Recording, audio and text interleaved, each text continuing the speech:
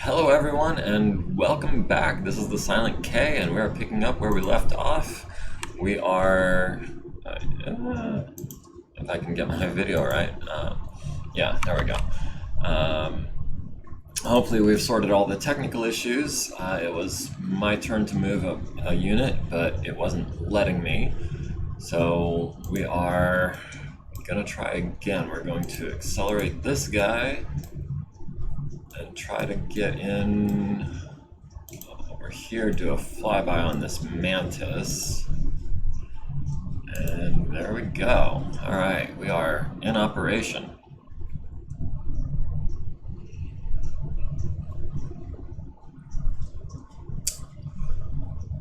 And I don't see anyone in the chat just yet, but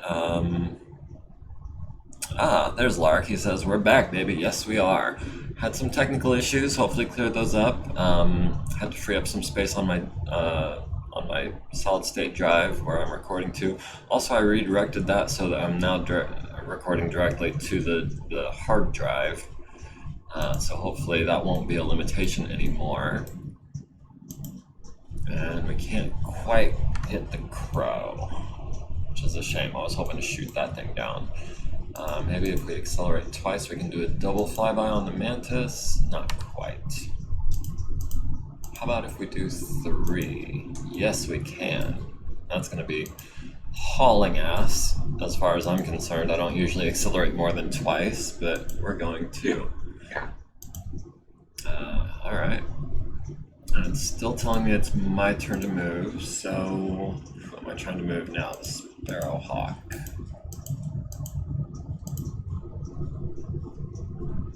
Oh no, now it's saying it's your turn to move. Yeah, it's me. Yeah. Hello, did you download RAM? Yes, I downloaded RAM. And the liquid state drive is fully functional. So, yes, we are hopefully good to go. So we've got some air superiority battles happening just north of midfield, it looks like. We've got some troop transports on the eastern side by this objective. We've got another scout VTOL down here approaching my defensive objective, which I am fully intending to shoot down this turn if possible. The gas state drive.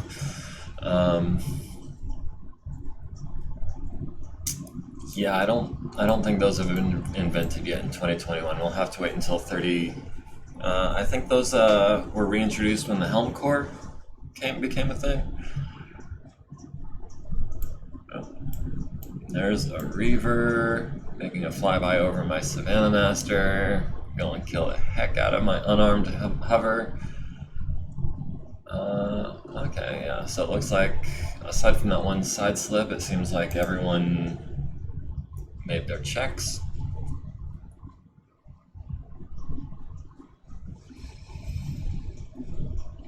Relay computer? No, it's just a dual core. Okay, so we have outside of range, so that's not going to happen.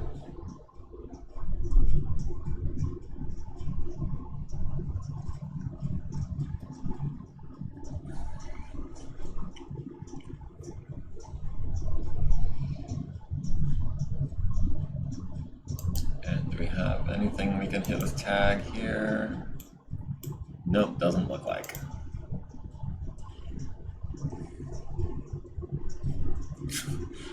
Dual core memory, man, has the latest 50s mainframe tech. Yeah, this computer is less than a year old, so it wasn't exactly top of the line, but it is pretty new. So, okay, so a lot of artillery scattering, dealing damage to terrain. Nobody actually hit anything, but that's fine. Done. Thank you.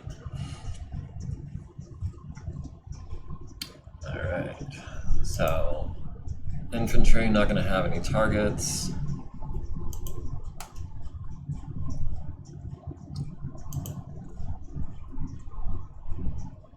reason why Silent has the AC on with the background noise is to cover up the entire EMAC IBM 1960 mainframe in his house.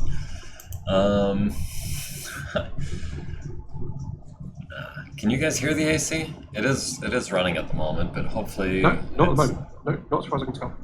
Okay. As long as it's not coming through the mic, it doesn't bother me.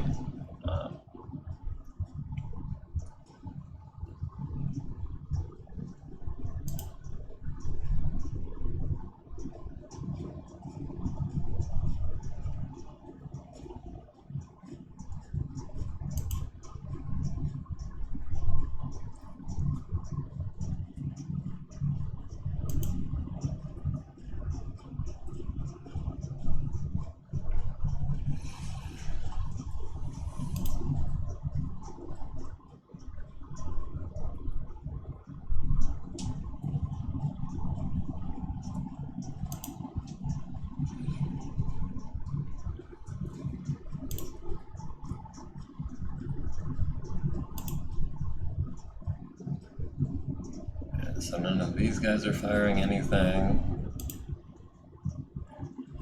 None of these guys are going to be firing anything either. I just noticed the long toms that I'm using are the B35 mobile long toms. They have the long tom is mounted on the front.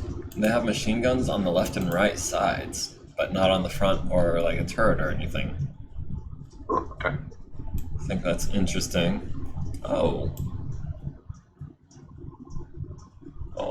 I see conventional minefields scattered around my base now. Interesting.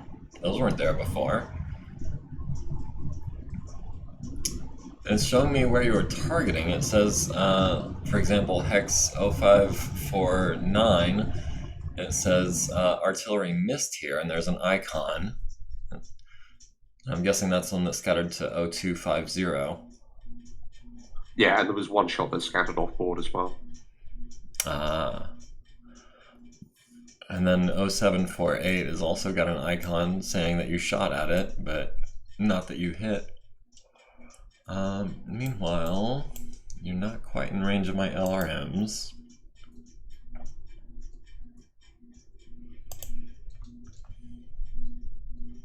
Which means you're certainly not going to be in range of any SRMs.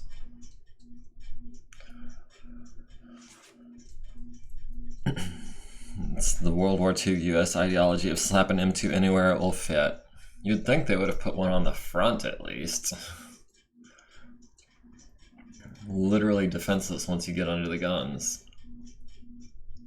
Literally under the guns is a safe spot on a long tom.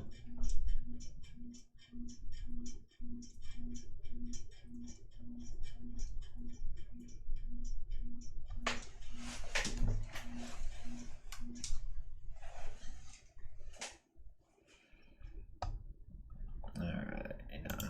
About those SRMs, those are not going to hit either. You don't even have any guns.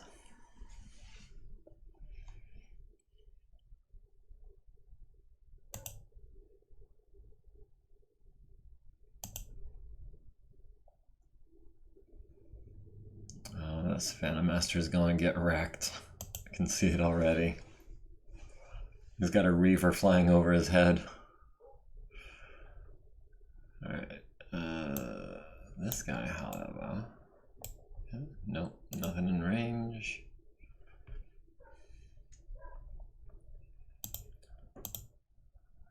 Nothing in range of him either.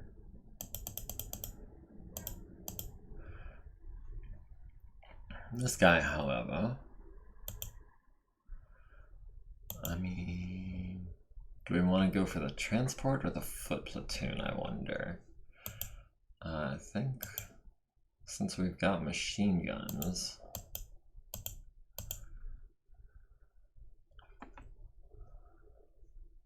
and then this guy's lagging a little bit behind, but that's fine. Hold on. Can we? Nope. That's not even gonna work. Lark says, I don't know, it'd be like the Hildolfir in Gundam that destroyed a mobile suit that got behind its artillery gun with the force of the blast alone. Yeah, I remember there were certain weapons, what was it called? The AT-4, I think, where you had to be careful about who was behind you when you fired it.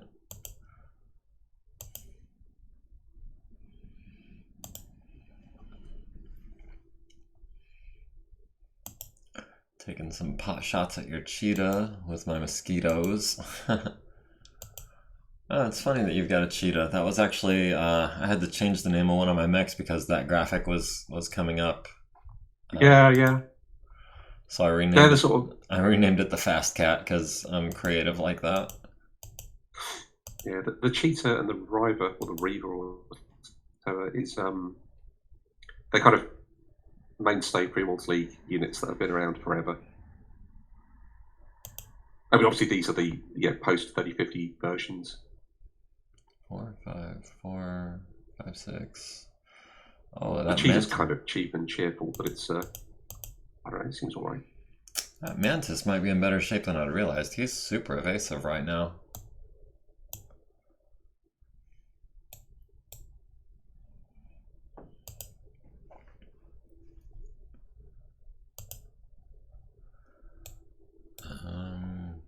We're still gonna wait. Who did he have? A 7 on? I had a 7 on someone. Oh, on the cheetah. Versus an 11 on the crow. Yeah, I think we're gonna go for the 7s.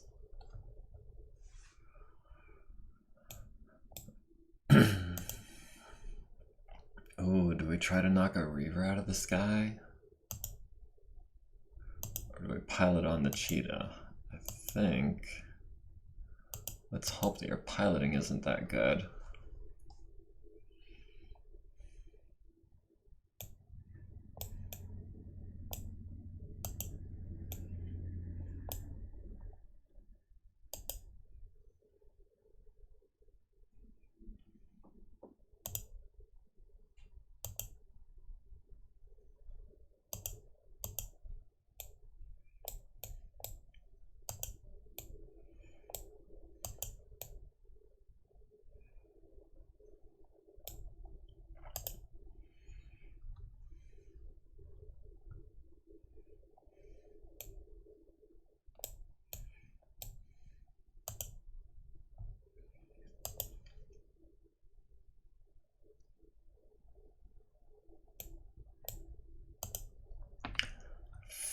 Jeez, how does that work out? 4, Dusk Dawn, Blind Fighter cancel out. 5, 6 for running. 11 after your movement. 12 because you used movement points. And stealth. Okay, that crow is going to be harder to shoot down than I had realized. Yeah, hope so. Yeah, I've got like... My best shot on him was like an 11. Most of my shots are like 15 to 17, it seems like.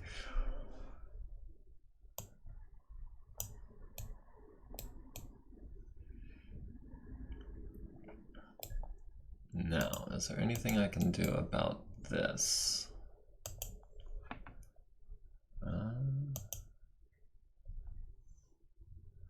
Doesn't look like it, but... Well, there's not much point in that right now either. Okay, so... We'll say he's done.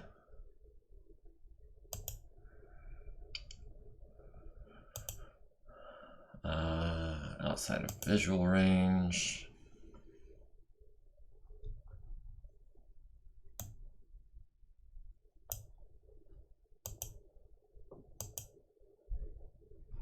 Technically in range, but not in sight.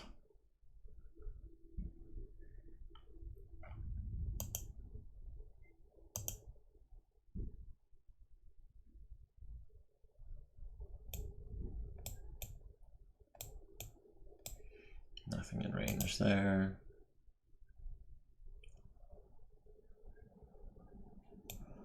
Now this guy might have a shot on someone.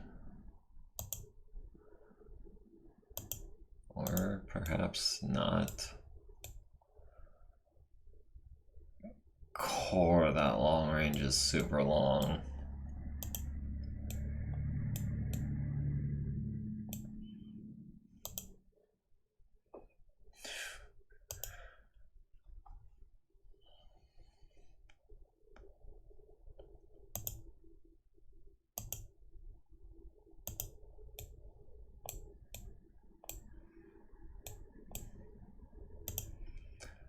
So it's not just the fog of war, it does also limit weapons fire to a degree.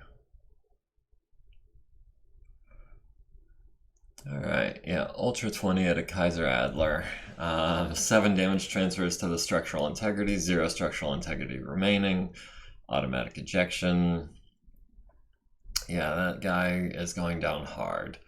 And then the Kaiser Adler shooting at your Gauss platoon kills, looks like 17, oof, almost all of them actually. What is that, 25 guys down? And then the Reaver at the Mosquito hits him in the nose. He actually survived an autocannon 20 hit, or the first one. Then the second one hits him in the wing, takes out his remaining structural integrity, and then some. So that is Kaiser Adler and the Mosquito down. Might have been a bit of overkill there.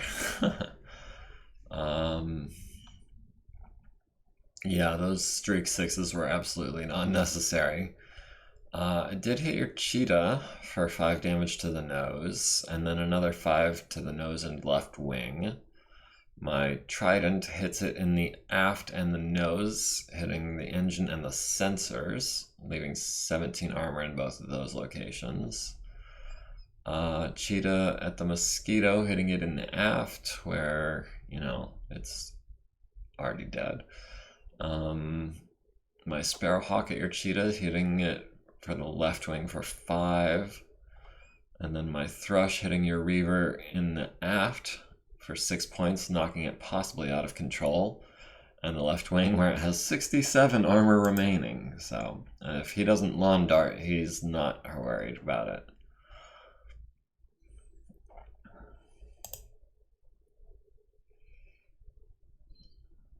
Physical attacks. Who do I have that can do physical attack? Where's my fast cat? Where is he? Oh, over here by the objective. He is done there.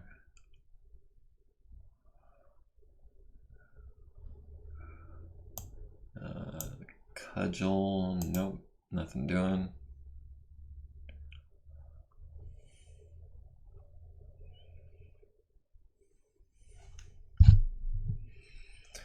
Alright, Reaver needs a 7, gets a 12. Cheetah needs a 6, gets a 6. Needs a 6, gets a 9. Mosquito needs a 4, gets a 10. So nobody lawn darts this turn. Phew. Would have been funny if my little 25-ton or 30-ton fighter had taken out your 100-tonner with a lucky shot to the engine. That's what happens. That would be... I actually quite like the way that aerospace fighters take damage. Yeah, it's very... And the way they take criticals. Lark says, I'd be concerned if I was in my jet fighter and ate a 120mm shell too. Yeah. Alright, we're into indirect fire for the next round. Let me just make sure I've got the proper ammunitions selected. And you know, you're putting minefields around my base, but honestly, that's not... I was kind of thinking the same thing, honestly. I just would have preferred if I was in the base when it happened. Yes, I'm trying to get minefields onto the ramp going in. Well, you did. Before you get there. You did land one of them, and another one is going to make it more difficult for me to get around. But yeah, I'm trying to block off your approach as much as you're trying to block off mine. This one is also firing fast cam. Oh. Let me see if I can pull that back. I gotta be careful not to put my info pane too far off screen or it'll not come back for me.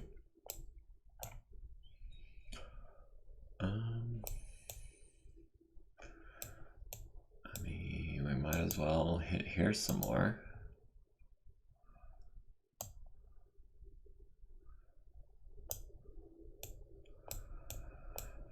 Where else do we want to hit?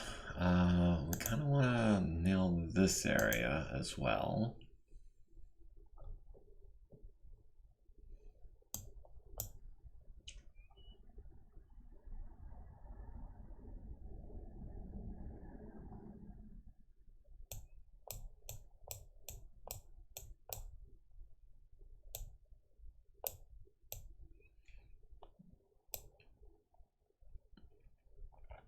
And since you've got infantry over there, and I don't,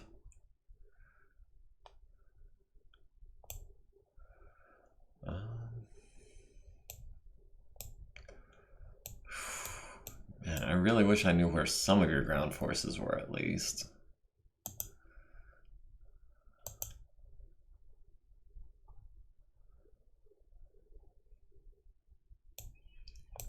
Alright, long time with fast cam. I mean, we can put some mines here.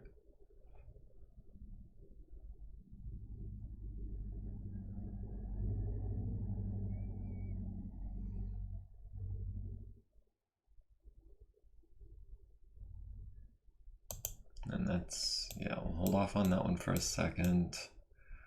We'll have this one go, I guess, how about like right here?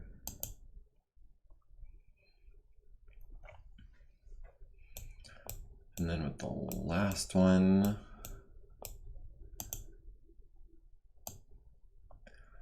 it needs an 11.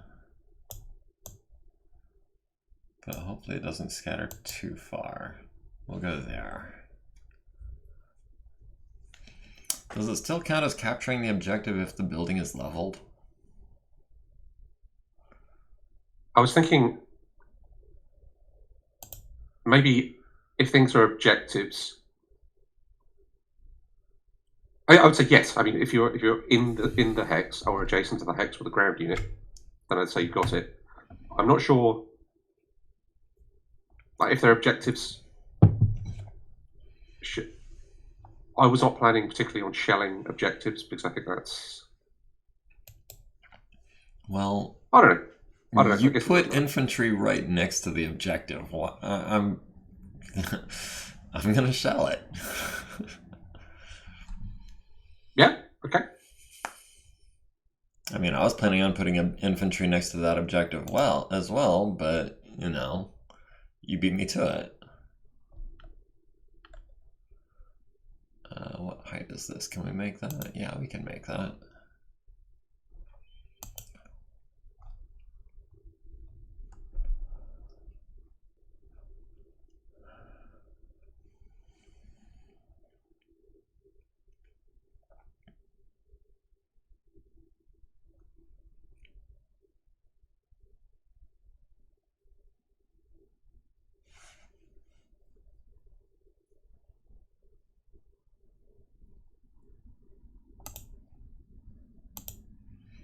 Those guys there, put those guys there.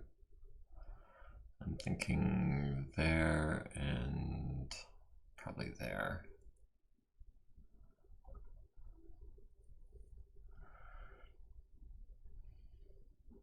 Lark says we have enough artillery to be at least World War I worthy, and I agree. I've brought a total of 7 pieces of artillery. I imagine you've got something similar.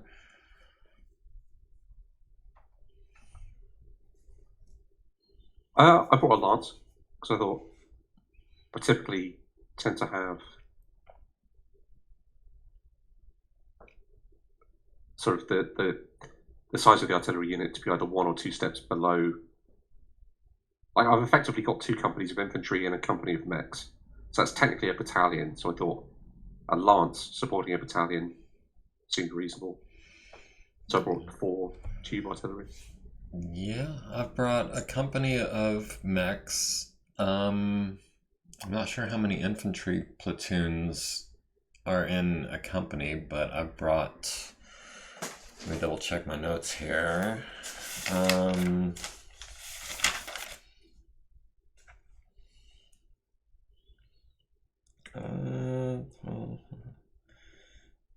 brought about 3.5 lances worth of infantry, so about a company, I guess. Plus, you know, about a company's worth. If they're conventional infantry, like three or four of those platoons is a company. If they're battle armor, then 4 of those would be a platoon. No, in that case, I've got well over a company of infantry. More like 3. What can I say? They were cheap and numerous. Yeah, no, it's good. I mean, I only had 2,000 points. I like combined arms. I only had 2,000 points that I had allotted for infantry, and it just turned into a whole bunch of platoons.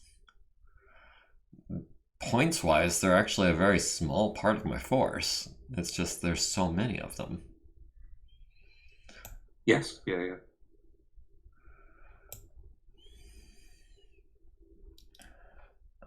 We're gonna hold off on that guy for now. And sink some initiative with these guys.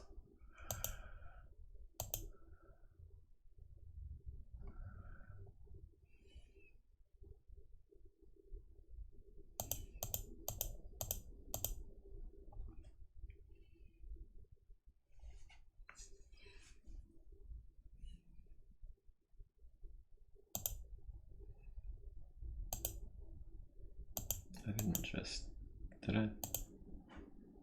Okay. I was worried I may have misclicked by clicking early.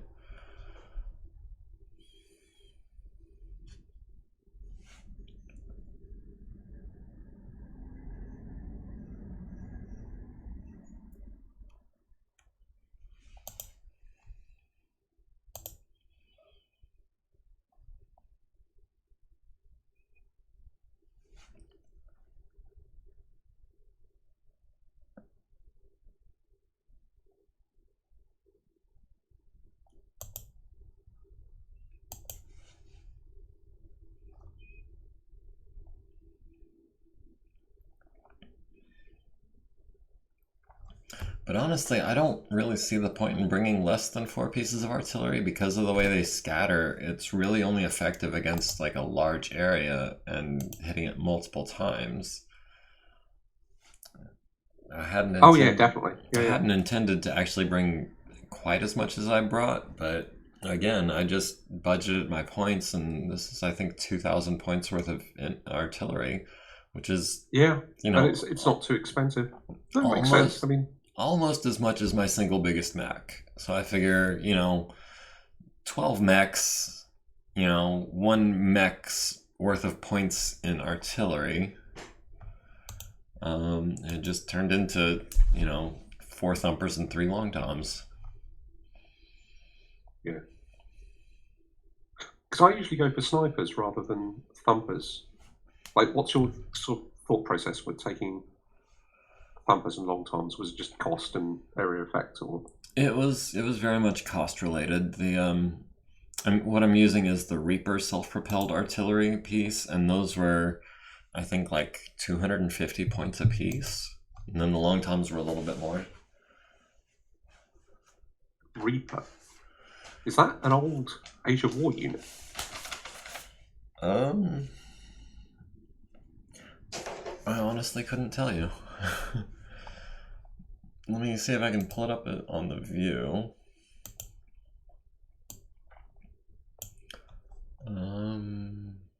Let's see. Yeah, they're about 225 points each. It's a tracked vehicle. It's got anti-aircraft targeting apparently, but no, I don't see on here where it says what the source is or the era or anything like that.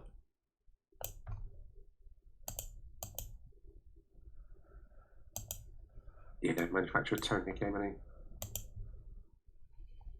And one of the first Terran commanding generals, Field Marshal Niels Couplets. Reaper was part of his FX his efforts to modernise the hegemony armed forces leftover Terran Alliance equipment. Introduced 2321. Wow, that's a museum piece. Well, they seem to be relatively effective. Oh, yeah. It's listed as obsolete in 2840. So I suppose that's still, yeah. what, 500 years service time? 2300, 2800? Yeah.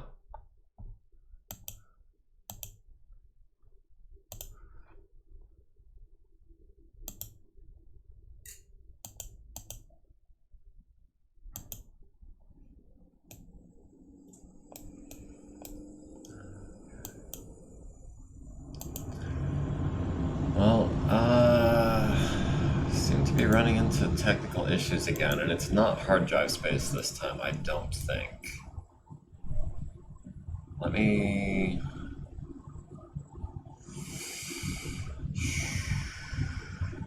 Might be a memory issue? I'm not sure. I'd say I would rather just disconnect, reconnect, and it'll be fine. It doesn't take a moment.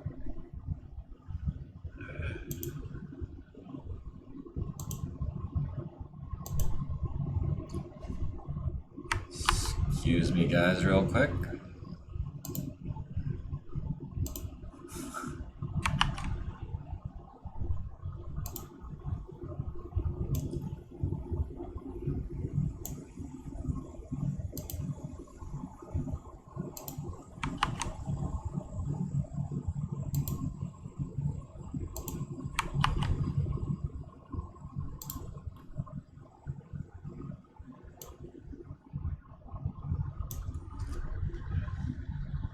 Oh, man. I really do think that there is something going on. I think it might be a memory limitation. I know that there is a way to configure the amount of memory that Megamek uses, and in fact I have bumped that limit up to about double the default. It defaults to 1 megabyte.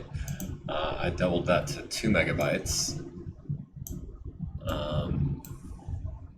But apparently for a map this size, it needs more than that. Have you messed around with anything like that? I'm not sure. I can't remember. So probably not. I can look it back the next time. But I think it's fair. I mean, I know it's a little bit annoying, but I think just disconnecting, reconnecting generally fixes.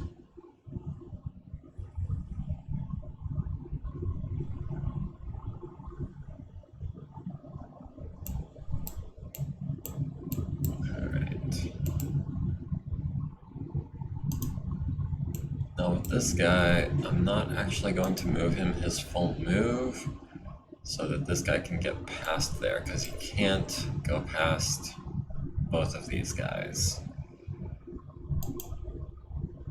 So splitting those two up was intentional, because otherwise they occupy the entire hex. Lark suggests a battle where it's 30,000 BV, but it's all just infantry. Or 30k and it's of Air Force and it's all just mech busters. Mech busters are super fragile. Yeah, but they hit And they so don't have much hard. ammo. I don't think. But it's about the cheapest autocannon 20 you can put in the air. Yeah.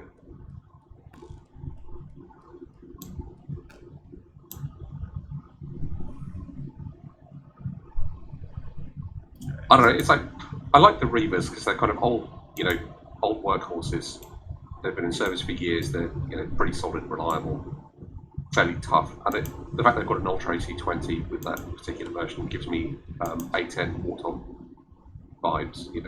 Yeah, for sure.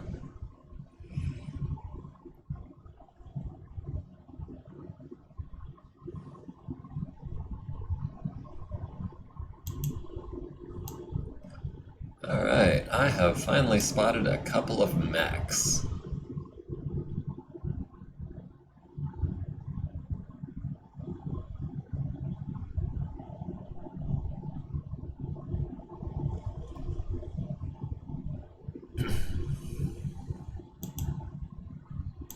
That is exactly what these little Savannah Masters were intended for.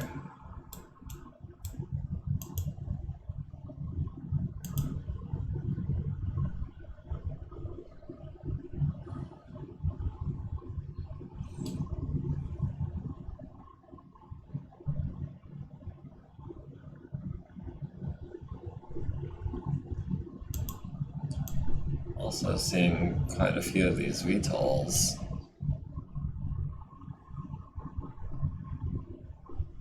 Yep, I've got a mixture.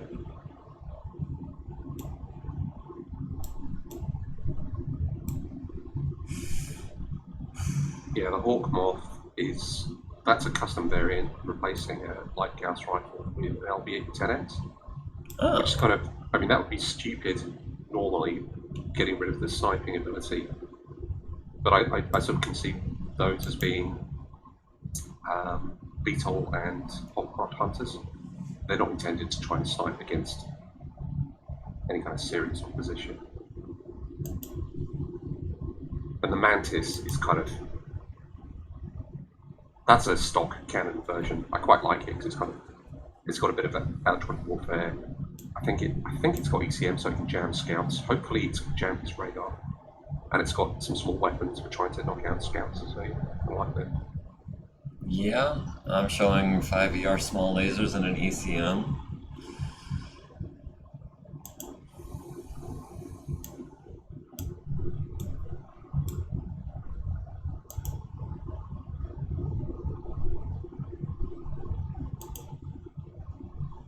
And also they look cool, which is I must admit that is sometimes slightly a factor when I'm choosing units as well.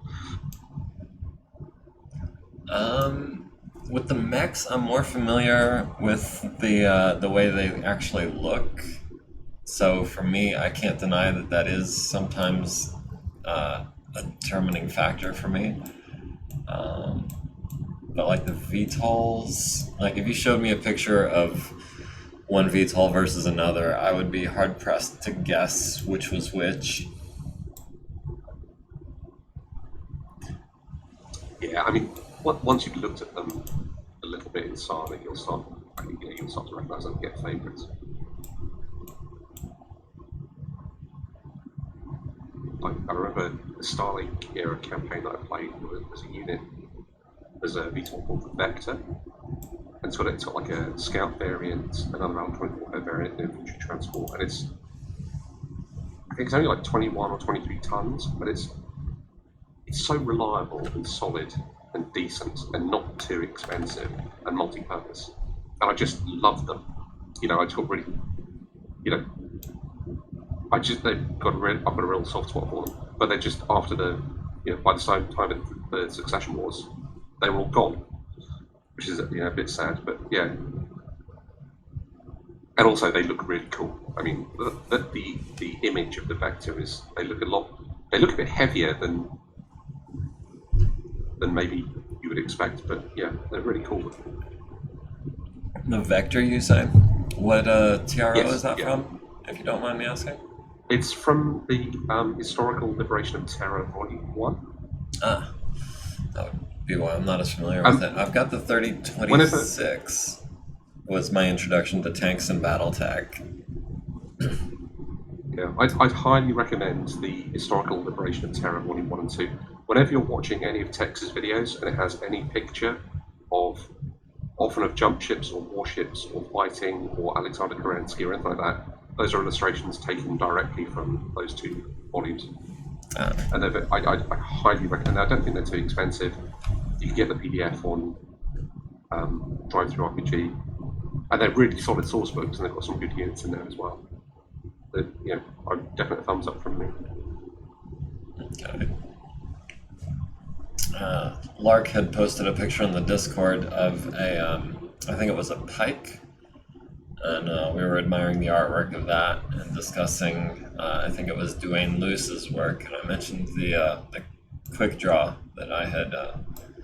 Yeah. Yeah, I'm a big fan of his art as well.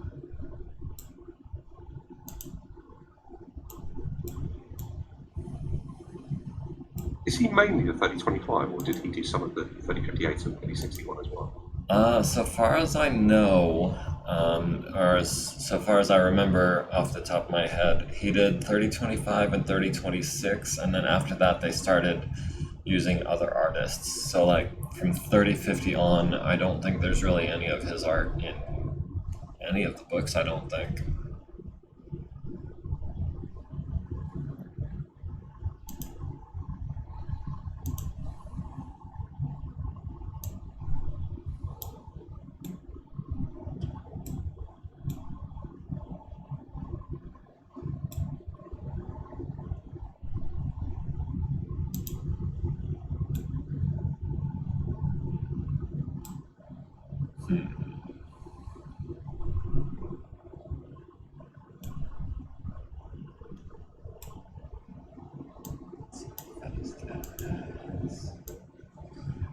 Yeah, we can try to move him up, take out some of that infantry, maybe. Now, I am playing this match a little bit more RPG style than I had done our previous matches. I'm gonna try to rescue some of these downed pilots because I feel like that's what the Fighting Bulldogs would do.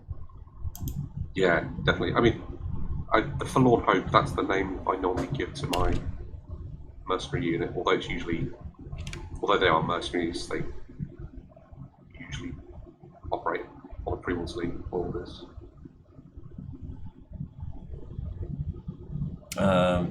Lark asks, what's his name again? I think it was Duane Luce, is who you're talking about, the artist from 3025, 3026 source books.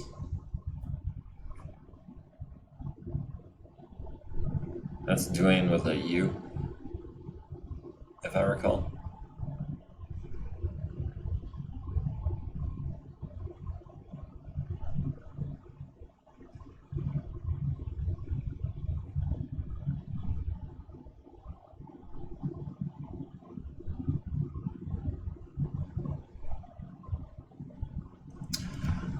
Now, we had been talking previously about the memory leak issue that was in Rogue Tech in particular, but I remember older versions of Megamek also had problems with memory leakage.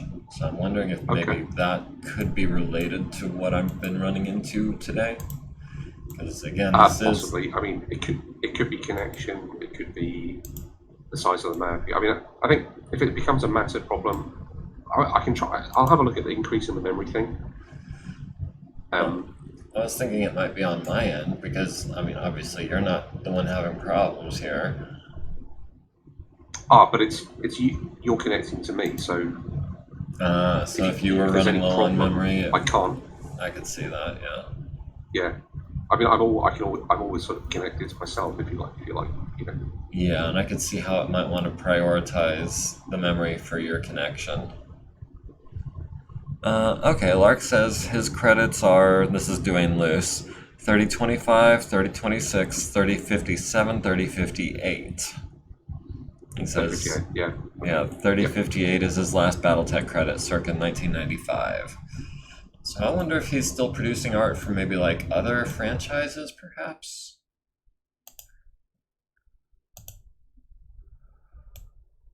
Yeah, I mean, if he's a freelance artist, he probably gets all sorts of different stuff. Maybe other FOSSA products like Shadowrun or something like that. Yeah.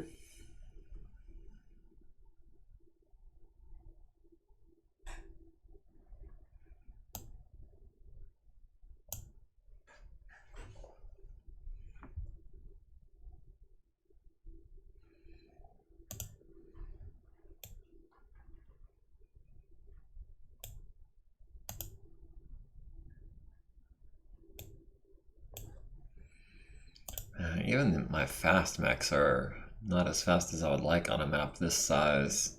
This guy's a 696. This guy's a 696, and they're just lagging behind. Of course, I mean, that's lagging behind a Savannah Master, so I guess that's not slow at all. Yeah, I mean, I think that's good. I mean, if the map doesn't feel big, then I don't think it's working from a double blind point of view. I think this is a decent size. I guess I'm just a little bit more anxious to, or a little bit anxious to get into the actual fighting. Yeah. So right now we've just kind of been taking little jabs at each other with our aerospace fighters, for the most part.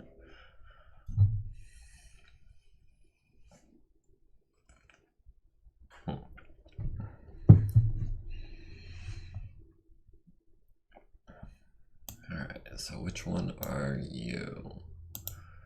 You are... Yes, I think I want to... Can we do... So, presumably, the J. Edgar and the two Savannah Masters, they should be jammed at the moment. Are you picking up many blips otherwise?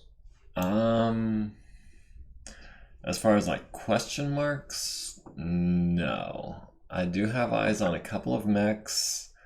I've got eyes on, looks like 3, 4, 5, 6, 7, 8 VTOLs. 9, excuse me, I missed one down here.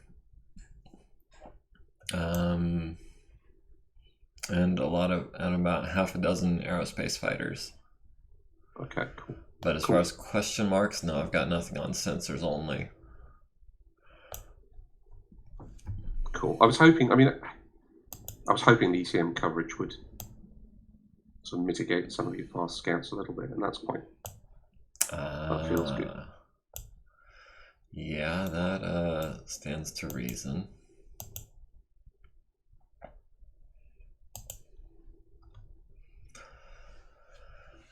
Now, I don't have a lot of experience with minefields. When I move through a minefield and detonate some of the mines, does that reduce the effectiveness of the minefield for subsequent units, or does it stay full strength? I'm not sure exactly. I think there might be... I think there is another role which can reduce the effectiveness, yeah. I think it's the same role. I can't... Is it? It's like, if it's like, you go through the minefield, and if it's one of the larger ones, you get hit on an A+, and then you roll the dice again, and if you get an A+ again, it reduces it by a step. Ah. Okay. So I think it can reduce it, but I'm not super familiar. Okay, well...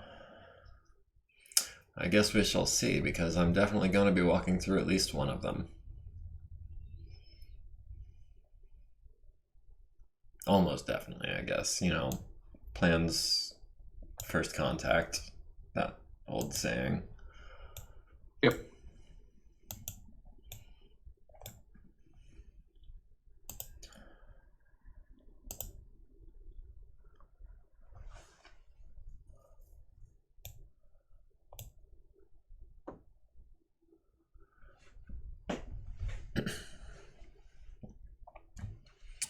Seems like Dwayne is still very active. He has recent credits for a slew of video game projects, including recent Command & Conquer games, and seems to be on the new Back 4 Blood game.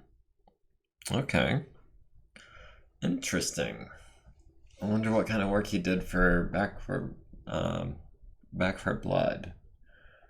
That must be fun to do concept art and actual art for video games and stuff. I mean, I don't know how regular the gigs would be. I don't know how much they'd pay, but I'm sure it's pretty fun if you like that kind of stuff. Yeah, especially if you're good at it, which I would consider him to be. He is probably one of my favorite technical artists.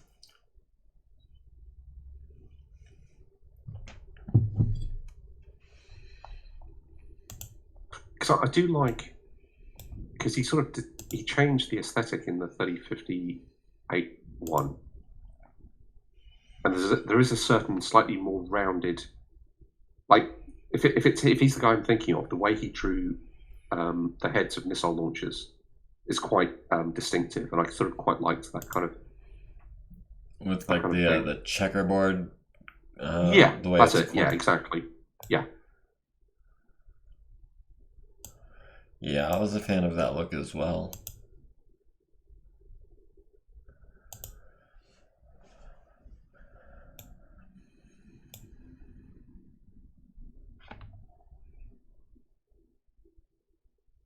Is there no pilot for one of the Mosquitoes? There are a couple of pilots on the ground right now, actually. Oh, sorry, I see him. Okay. The little bitty dots on the map. Does it say that he's at altitude 5? That guy who dropped from the Mosquito? I do believe that's what it's saying, yes. Huh. Maybe it just takes him a really long time to parachute down. I know that when you drop mechs out of dropships, it takes them. I can't remember if they like drop it like 2 altitude levels around or something. So it could be.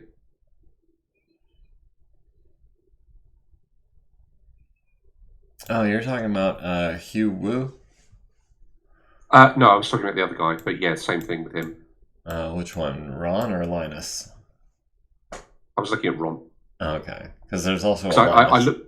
I looked at the hex above, and I didn't see the pilot to begin with. I was wondering if there was one, and then I noticed that it was in the hex adjacent. Yeah. Yeah, you should also have eyes on pilot Hugh Wu. Yes, by the water. Yep. Yeah. I'm showing him at altitude 4 as well. If you Google his name, his whole website is the first result. He keeps all his reels and art there. I know Mosquito is a model in Battletech, but I can't help but think of the World War II UK fighter that was completely just made of spare wood. I mean, that's pretty much what it is. They're light. They're not aerospace fighters. They're conventional fighters. They're fast. The Mosquito. Yeah, the Mosquito was a fantastically successful aircraft. Was it? Yeah, like multi-purpose night fighter. Yeah, I don't think it was super expensive. It didn't use up all the aluminum sort of resources that were needed for other fighters and stuff. Yeah, no, it was fantastically successful, and it's beautiful as well, and it sounds amazing. Mm-hmm. I don't know if you've ever heard any sort of World War II era fighters going overhead. No. I don't know if you've been to any air shows or anything, but the sort of throbbing sound of the props is absolutely wonderful. There is actually a historic airfield on the other side of town from where I live, but on the side of town where I do live, there is a military base, so all we ever hear are jets. Yeah.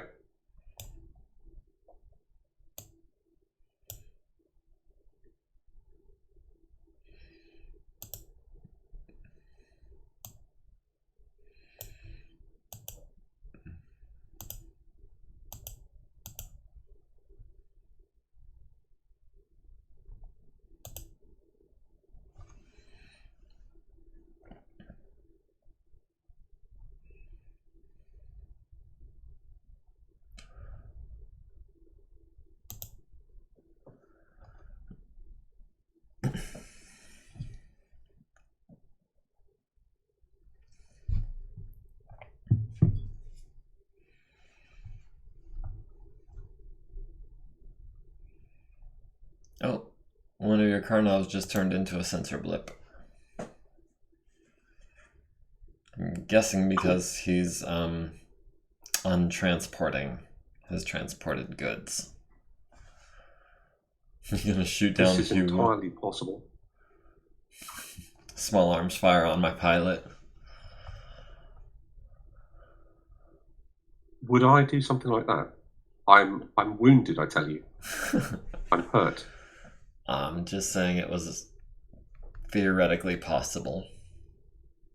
I'm not saying it didn't even enter into my mind. Well, I appreciate that, because I'm going to make an effort to recover him. But it's clearly something that occurs to these Steiner fellows. It's a bit disturbing. Well, it occurs to a Steiner fellow to be concerned whenever there are enemies near a vulnerable asset. Yeah.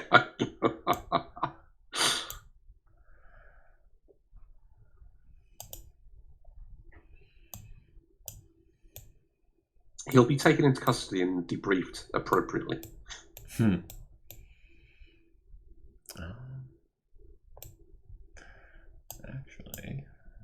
Okay.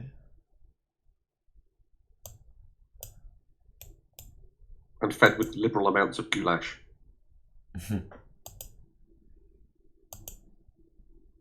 I'm not sure what the national dish of the Pre-Worlds League would be. I'm guessing, I mean, they're sort of, like, I suppose Duchy of Oriente is kind of, well, that's kind of Spanish and Italian. And then, like, Atrius and Marek, they're kind of Eastern European.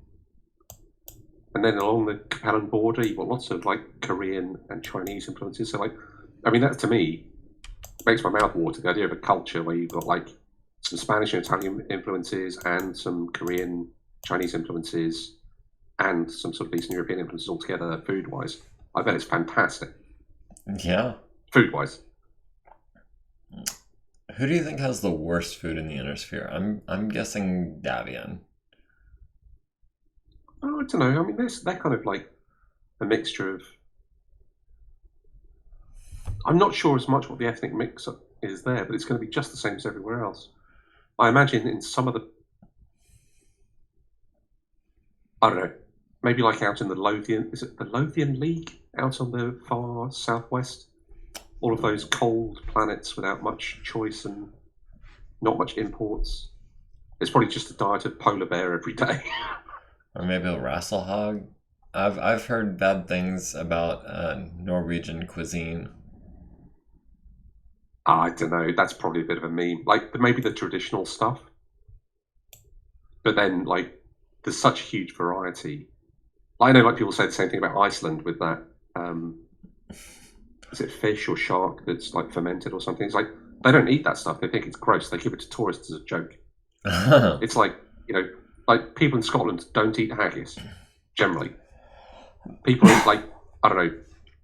I think every culture and every region will have this sort of some kind of stereotype dish that the people who live there generally, you know, probably don't go for. Lark has two comments that are relevant. He says, "Do you think Davian has Marmite?" And then regarding joke foods, he says, "The Greenland shark. No, they do eat it. Trust me, they do. I was with them." So. Yeah. Okay. Fair enough. I mean, I'm loath to eat any kind of shark personally, but that's kind of going back to more like an endangered kind of thing. Yeah. Okay, so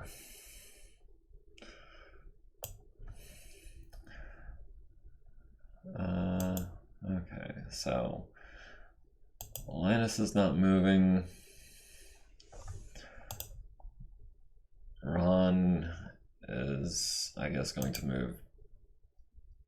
Well, I guess he's not moving.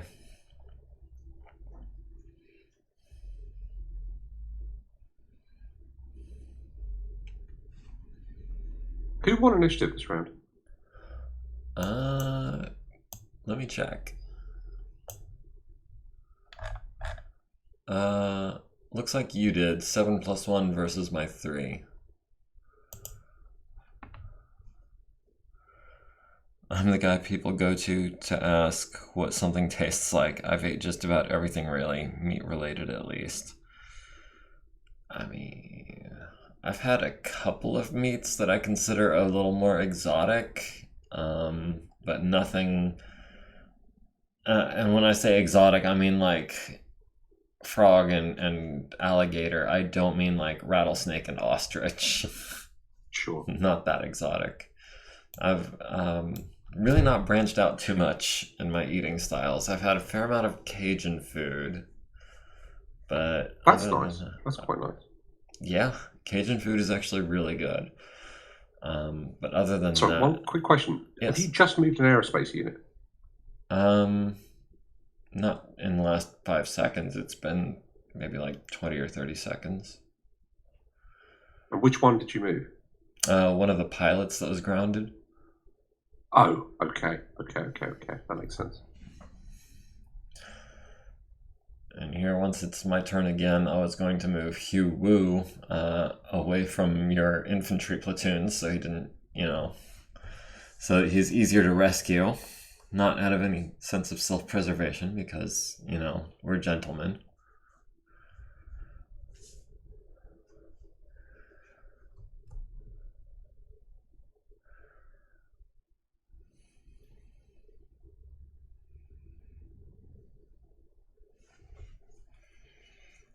Lark says he's eaten both snake and ostrich. And which of the two would you recommend?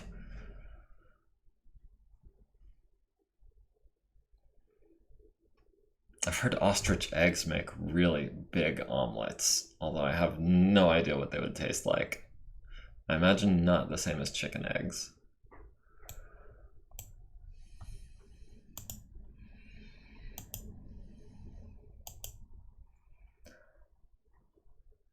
Okay, it looks like my pilots are now closer to the ground. 2 of them are still at altitude 2, but Hugh is at least altitude 1.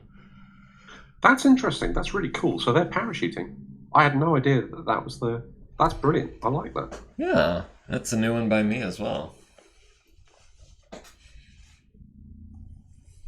So did they? I think they both dropped by 3 elevation levels?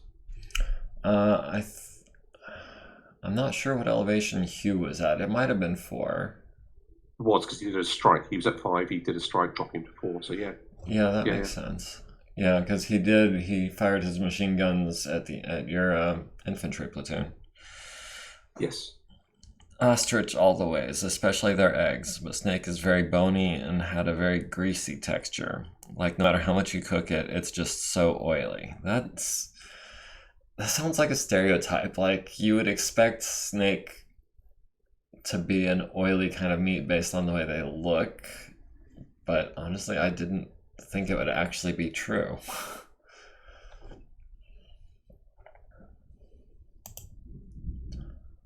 Alright, how far can we... Well, let me try something that I'm not super familiar with. Okay, maybe I need to accelerate first. Accelerate. Right, I think the clans probably have the worst food. Oh, because yeah, that's like a luxury indulgence. It's probably all like bran and fiber-rich stuff. Yeah. Oatmeal. Spice is a luxury. Yes. It is wasteful. I don't know why I'm using that accent for the clans. I don't know. I think you're doing the Kerensky style accent, possibly.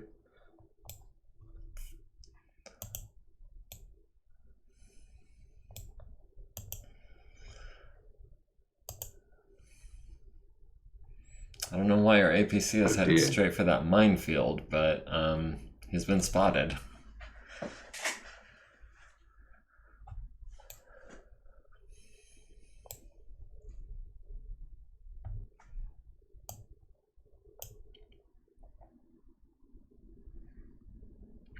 Rashnagar says, but the snake oil can give you superpowers. Lark says, ostrich eggs taste very much like hens, but much buttery and richer. It can sort of be intense, almost like gamey. Yeah, that checks out. That's about what I would expect, I think. Like a big ol' chicken egg. But maybe a little gamey. Sounds... Yeah, I believe it. Sounds about right.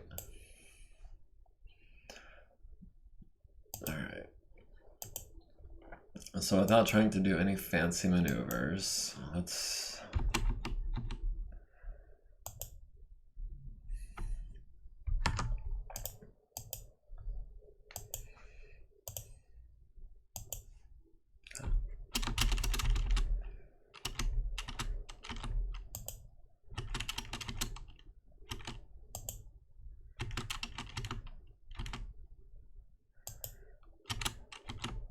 I'm trying to see what my turn radius here is.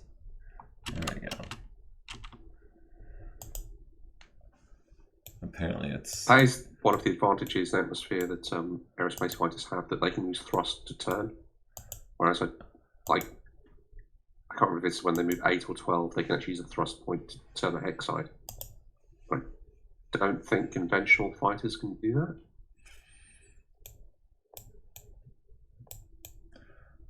I'm trying to swing around, but I don't think I'm turning tight enough for that. This guy does not want to end up in front of a Reaver.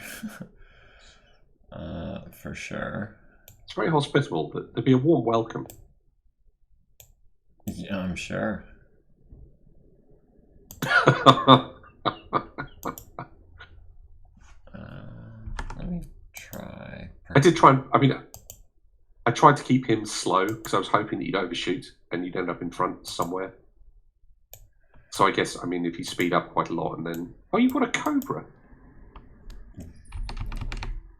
Yes, I have a Cobra. You got one of the original Cobras. Standard issue. Why, is that also a museum piece that I'm not aware of? They were cheap. Yeah, no, that's Hang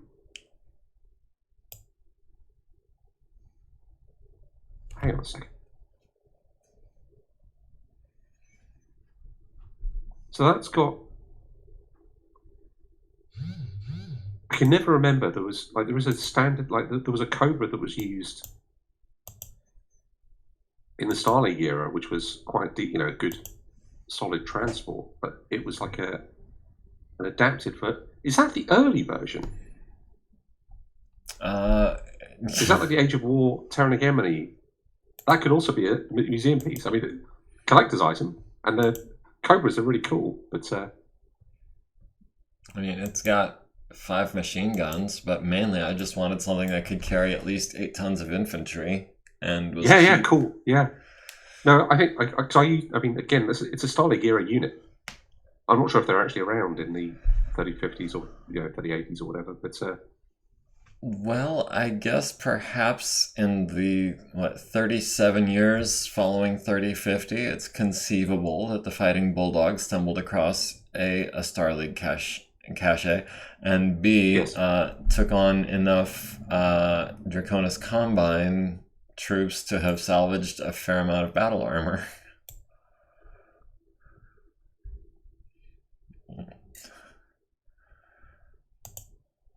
Because I can't think of any other situation that would make sense for the forces that I'm bringing. And that's why I love mercenaries, because you have that ability to use just a hodgepodge of whatever you really want.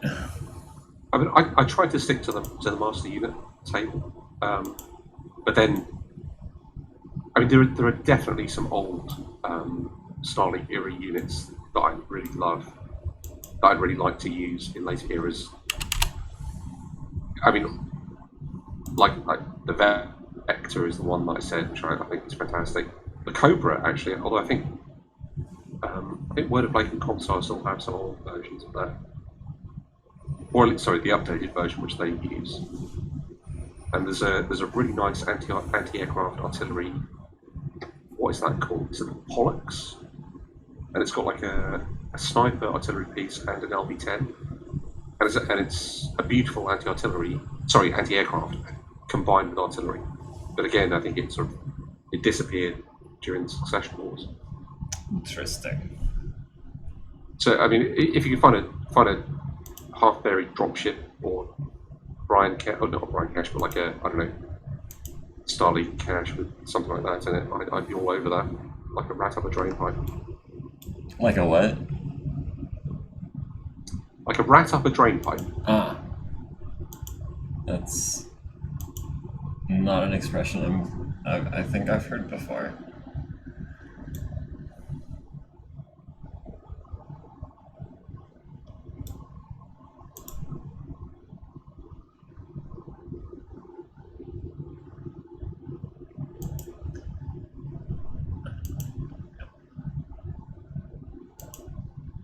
I'm sure you have some local colloquialisms that I'm less familiar with.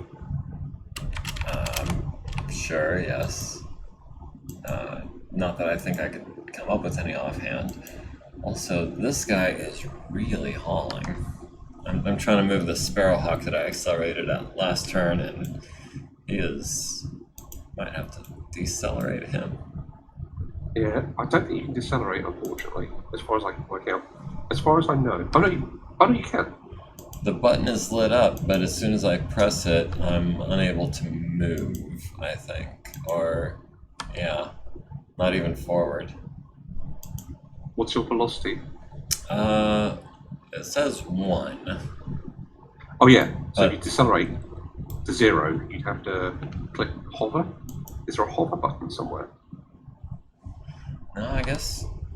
I don't know what was going on, but apparently I was doing something wrong. I accelerate 1. There should be a hover button somewhere as well. I don't think conventional fighters can do it, although I'm not sure. I think aerospace fighters can. There is a hover button, but it's still... I don't think I want him to be stationary, but even with the hover button, he still has some forward momentum, it looks like. Okay. I can't remember what the rules are. I think, like, if you're in atmosphere, you either... I think you lose half of your velocity. That's what I've heard. So if he was at velocity 3 last turn, velocity 1 this turn makes sense. Yeah. But I think if you descend altitude as well... You pick up speed, yeah.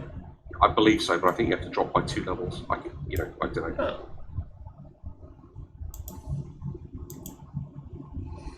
Well, as long as I don't end up in front of your Reavers, I'm okay. Trying to give them as wide a berth as possible. Yeah, I feel slightly embarrassed dogfighting with Reavers, though, because they're not... they're not intended for that. When I was originally looking at the list, I considered bringing a couple of Stingrays or a couple of Aquilas, but they're so expensive. I mean, they're good, and they've got very long range, and they'd be really good on on a space map or a high altitude map. But they don't need the range on, literally if you have like a small laser, like a small laser on a fighter on this map will have a range of what, 48 hexes? Something like that, yeah. So it just seems, like one of the Stingrays, which I quite like, is got like a heavy PPC and 2 ER large lasers, which is great, but you're paying for a lot of range, and they're fantastic in a dogfight. But it seems a little bit of overkill for this. Yeah. Lark says he did a lore check on the Cobra. He said it was retained by Comstar, but wasn't generally used, let alone produced, until the Jihad, where they entered general production again. So I guess I'm using... I guess we took them from Comstar? I don't know. That doesn't sound like a good idea. Taking things from Comstar. Maybe we found a Bryant cache. That's what I'm going to go with. Yeah, I think they had lots of them. I think they definitely used Cobras during... I think the Com Guards, and they used them at 2K. In terms of the manufacturing, they may have manufactured some others later, and they may have put some of the primitive versions back into it. They had loads of them in a stockpile. And they were like a bog standard, very very reliable, common unit used by the SLDF. So even if they weren't if they weren't manufacturing them up until the Jihad, they probably still used them a lot.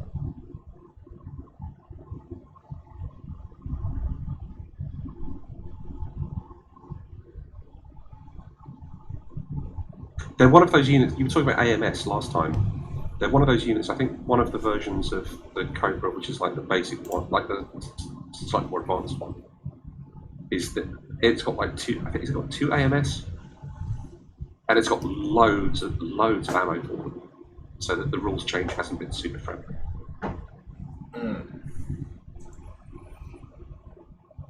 Oh, we've got tag.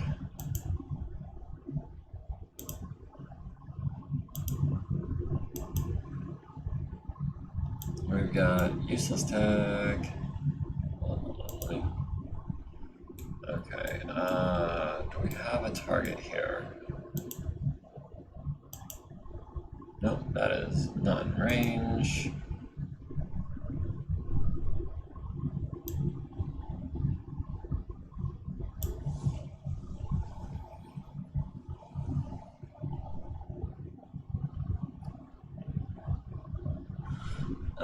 Lark says it was good enough for the clans to copy it. They have their own design based off of it called the Enher. And then Rashnagar says the Cobra looks like an ugly crossbow. Oh, I see. He was mistaken. He thought we were talking about the Cobra mech. I see. Oh, okay. No, the Cobra, the VTOL looks a bit. I don't know. I think the original picture is from behind, possibly, and it makes me think of like a Hercules, or like a C. What is it? A C-130 or what? I don't know much about aircraft. Something like that. I mean, but the Anher is brilliant. I mean, it's very expensive. It's armed, isn't it? It's quite expensive. It's a good VTOL, but it's a lot more expensive than maybe like the elementals you might bring with it, if I remember rightly. What is it armed with? The Cobra that I brought, it has 5%. No, the Amber. I have the clan version. No idea. I don't know. I remember during our clan game that we played, I was looking at transports for that, and the clans have got some lovely battle armor transports and stuff, and infantry transports, but they're super expensive. And they're fast, and they're heavily armed. I mean, you know... Typical clan. Typical clan. Alright, so we've got some hardened gun emplacement building. Was that part of the map initially? Several of the buildings are gun emplacements. A lot of the 1X buildings are gun emplacement. Ah. I had not realized. I thought they were just regular buildings. They're similar to, like, is it Fortress or Hardened? I can't remember. But they're more difficult for vehicles and mechs. I think maybe vehicles and mechs can't go through the hex in the same way they can with a Fortress building. I think infantry can still move into the hex, but I'm not sure.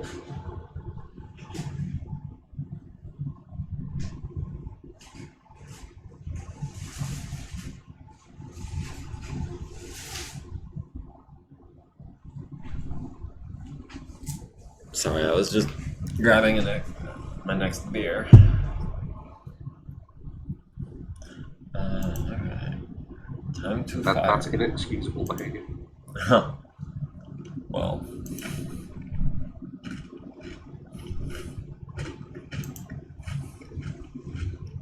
And pretzels too. Cool. Oh no, I'm horrible. No? Pretzels are cool. I mean, it'll make you thirstier, but...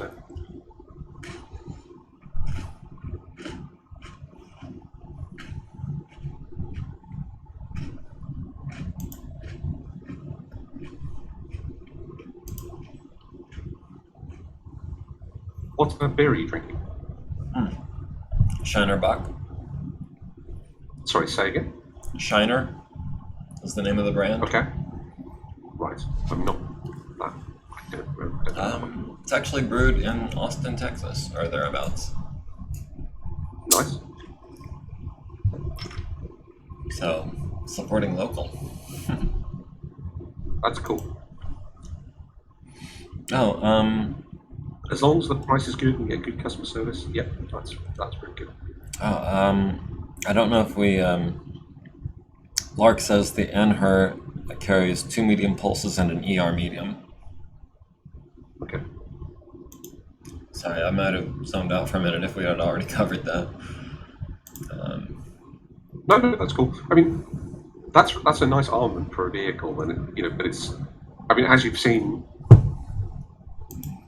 like my amphibious APC that I quite like is small, cheap, unarmed, Because I like to bring infantry, and I don't like to pay too much for the privilege by having to bring really expensive transports. So I'd love to bring an Anher or two. That'd be brilliant, but it'd just be maybe I'm too stingy. Well, I mean, I picked the Cobras because they were cheap. The fact that they have 5 machine guns is kind of a bonus, but it's not why I grabbed them. But it does seem like if you're gonna be carrying infantry into battle, you might want to be prepared to clear out, some infantry that might be opposing them as you're coming in for a landing without, Yeah. spending too much on like anti-tank or anti-mech and weaponry.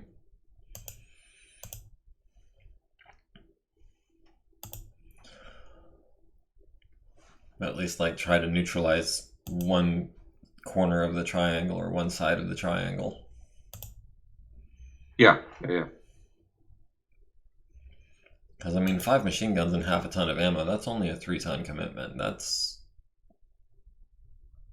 Yeah, I mean, it's just like looking at it from the battle value point of view as well, because with fast units, you pay. There's like the offensive battle value calculation. There is a speed multiplier, and I was thinking like the reason why light units don't do that well against heavy units is not. Yeah, there are pros and cons. Their ability is good, but I think in a battle value sort of balanced game, because all the light units are paying like multiples extra for all their weapons. I think that's the issue, and that's why I like to have reasonably fast infantry transports, and then have them unarmed to keep them nice and cheap, so I don't need to. Yeah.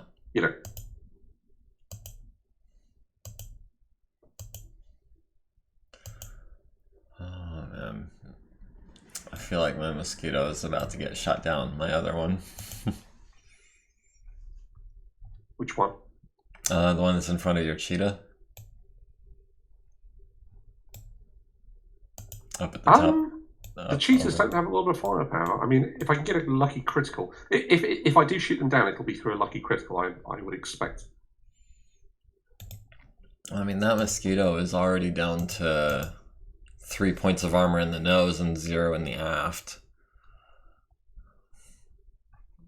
So, I mean, he didn't have much to begin with.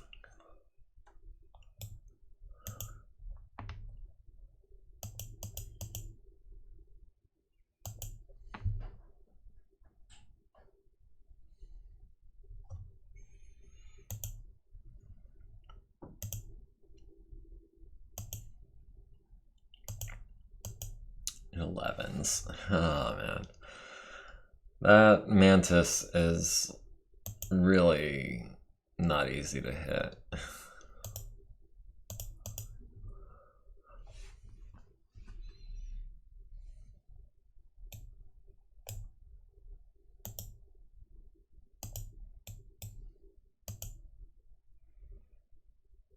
And might get lucky and take down your Reaver. If I get... Sorry, say again? I'm taking a shot at your Reaver, hoping that I get super lucky. Excuse me. Hoping that I can roll a hit and then a crit and then, go from there.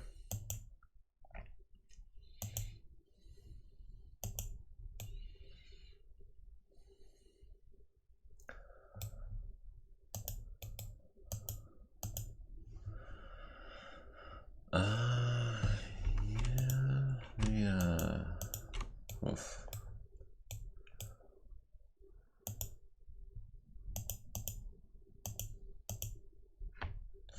That's a 9. That's a 9. What's this other guy? 14. Woof. 15.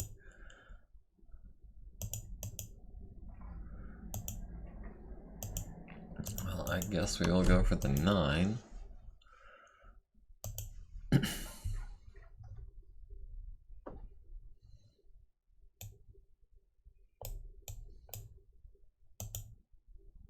Seventeens, jeez.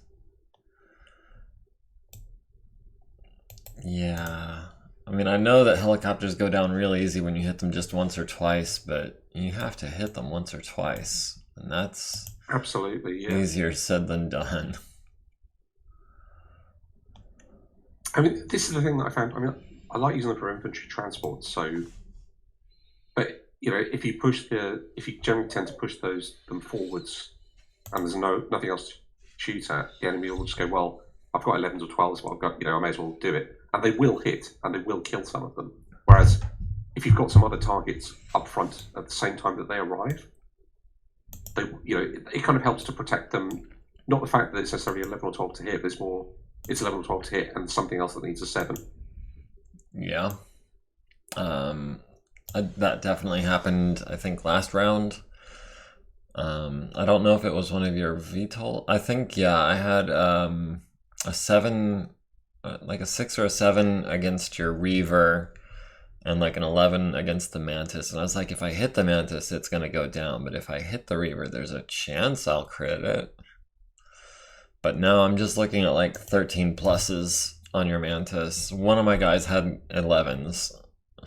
So I'm taking that shot, but purely from a better than nothing standpoint. 16s over here. 16s and 19s. It's starting to get a little thundery out. Okay.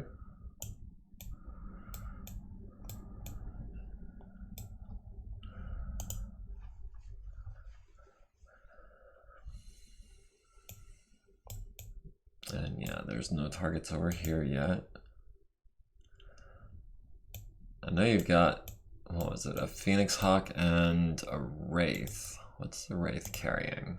2 medium pulses and a large pulse.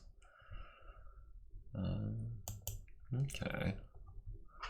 It's one of the few good pre-World League mechs that's in the 3055.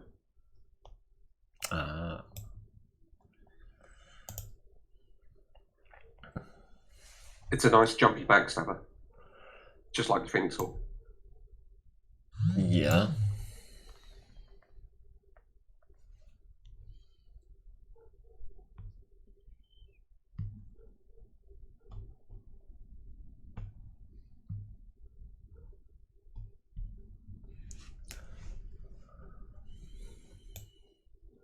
It looks a bit goofy as well, but I think there are some illustrations that people have done with it, like in motion, with some background stuff that makes it look a bit better.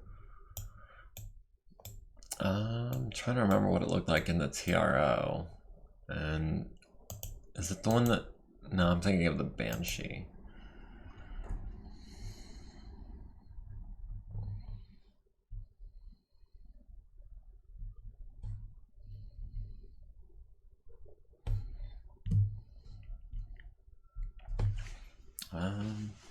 Wraith.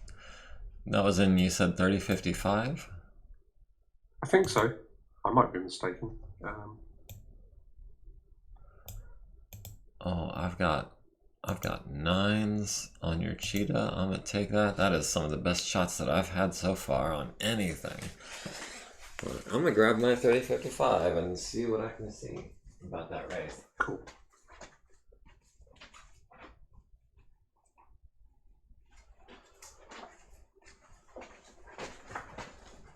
It is page 50. Oh, yes, I remember this artwork. Yeah, that gun barrel on his right arm is just a little bit long and kind of goofy looking, but yeah. I can see... I think I've seen other art which looks a lot better, and putting it in like in motion, in movement, and with some background and stuff, it looks a lot cooler. I must admit, I was put off by the art to begin with when it first came out, and I never used to use it, and it's actually... I don't tend... I mean, the large pulse laser is not a fantastic weapon, but when you combine it with something with that mobility, I think that's actually quite a decent unit, but it's... I didn't realise that until quite a lot later. Because you were hung up on the aesthetics? Yeah. It's the same, like, look up the Tempest in there as well. I think the Tempest is in the 55. Page 56. So probably about 5 tons heavier. This is... Yeah, that one's also kind of goofy looking. That SRM6 just kind of looks like it extends out like way further than it should. Yeah. I feel like the perspective on a lot of the artwork in this book is just kind of weird. The Daikyu is funny looking, I think. Yeah. But it's like the Tempest is actually quite a... I don't know. Maybe it's unfair, but it feels... I don't like it that much. It feels a little... I mean, it's Gauss rifles, medium lasers, SRM6. I should love that, but I don't. And I find the looks to be a bit off-putting. But really, I should use it because it's a very solid... It's made in the Pre-Orders League. It's very solid. It's not too expensive. Gauss rifles, medium lasers, what's not to like, Yeah. And but on the other hand, I literally, when I was putting the force together for this match, it was on the list. And it was one of the first ones I cut out. I'd rather bring a rifleman or a marauder or whatever. I mean, that's personal taste. Something more iconic. Yeah. I don't know, something that has a little bit more flavour. Maybe there's nothing wrong. Like I say, there's nothing wrong with it, and it's very solid, and it's got decent armour. But all right. Sparrowhawk. Yeah, takes... the rifleman's working. Oh, is that what that is? I don't have. I just see 8 damage to the left wing. Yeah, the top hits. Is it 8 damage you're getting? Mm-hmm. 2. Yeah. That's the rifleman. Both to the left wing. One of them possibly critting out the bombs if I had any. Yeah. My J. Edgar missing. Hawkmoth missing. Both Hawk Moths missing. It's funny because I actually had a custom mech that I designed maybe a year or so ago. It was called the Moth Hawk. It was supposed to be like a faster, lighter Phoenix Hawk, kind of almost like an assassin, but with the better armament laid out. Okay. So Hawk Moth is kind of a tongue twister for me because I'm so used to saying Moth Hawk. Yeah. I'm guessing it's a real thing somewhere, but yeah. Yeah, I mean, it's quite a nice little VTOL. My understanding is that a moth hawk is a hawk that eats moths. So it was supposed to be like a bug killer. Yeah.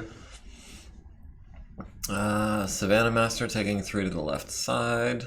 Trident hitting the APC in the left side, cutting its speed by half. Mantis missing, Sparrowhawk missing, other Sparrowhawk missing. Thrush landing a couple hits on the Cheetah, left wing hitting the Avionics, nose takes 6 on the Reaver. Fast Cat missing the Karnov, Reaver hitting the Sparrowhawk, 20 to the aft, 20 to the nose, sensors hit. Sparrowhawk is actually holding together. It just ate 2 autocannon 20s and it still has armor. Landing gear damaged in the right wing. More damage to the aft and the right wing. Landing gear damaged again. Avionics systems hit 2 more times. Taking some structural integrity damage from that right wing. Down to, looks like 6 structural integrity remaining. And then Sparrowhawk number 2. That's quite impressive. I mean, yeah, I didn't think he was going to hold up that hard. I was hoping causing the thresholds with the the 20-point hits with the Ultra. Yeah, that's I guess I don't know. Yeah, it's cool. I'm quite liking this aerospace stuff actually. Yeah. Reaver at Sparrowhawk number 2, hitting the right wing for 20, damaging the structural integrity. 6 SRMs, possibly out of control. Wait. Okay. This threw me off because your Streak SRM6 hit me for 5 to the aft, 5 to the nose, 2 to the nose. So it's splitting up Because all cluster damage from aerospace fighters get grouped into 5. I had seen that before, and I thought it was maybe a bug, but if Nope. that's what the rules say, that's why I hadn't said anything about it on like the Megamek Discord or anything. It's the way, I think this is what I'm saying. Like, I like the way aerospace fighters take damage, and I like the threshold system. I like the clustering thing. It's almost like, because BattleTech never really retcons anything or changes the rules. Yeah. And I suspect if the game was if the game had been rewritten at the point when aerospace fighters were created, maybe Battlemechs might have had a damage threshold. Maybe SRMs would have been grouped into 5-point damage. I don't know. I'm speculating. And I think it works pretty well. I much prefer the threshold for crits on aerospace fighters than the through armor criticals for Battlemechs, which you know that I absolutely hate. Yeah.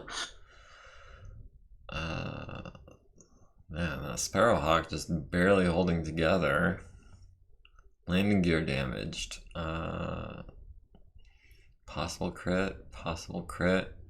Down to its last point of structural integrity. Wow.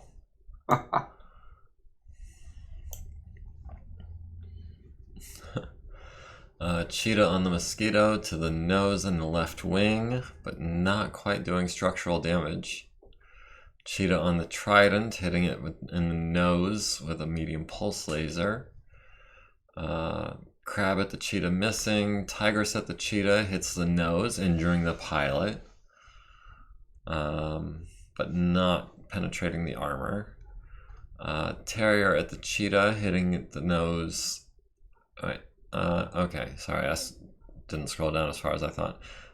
Hitting the right wing for 8, landing gear damaged, but yeah. I was about to say no one needs to make any piloting checks, but aerospace takes their piloting checks at the end of the round. Yeah. Physical attacks. Barrage, no, we're not going to.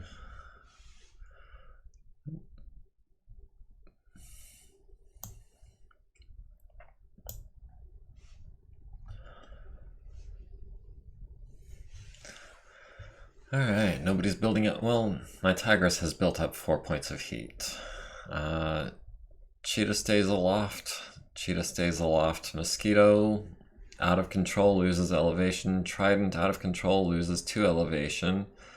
Sparrowhawk, random movement, already out of control. So I guess he's in like a flat spin or something, and then Sparrowhawk, yes, out of control. He's in a flat spin going out to sea. And then I did manage to pick up the pilot. I was worried about that because it was on water. I didn't want him to drown.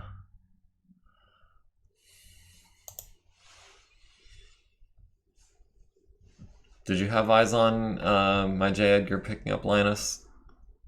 Oh, we won initiative this turn. Going into round 4. I sworn I clicked that.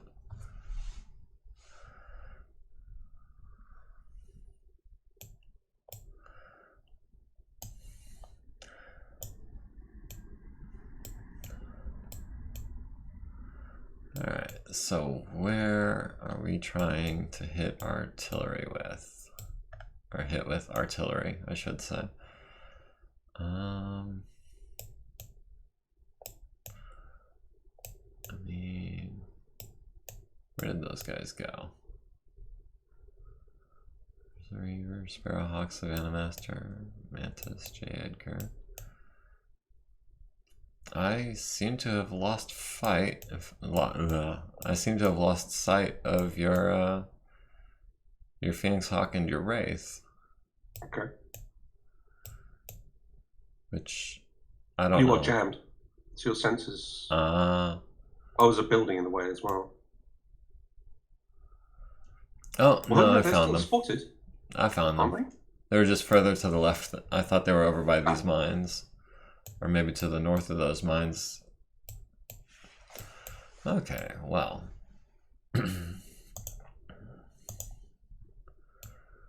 Um,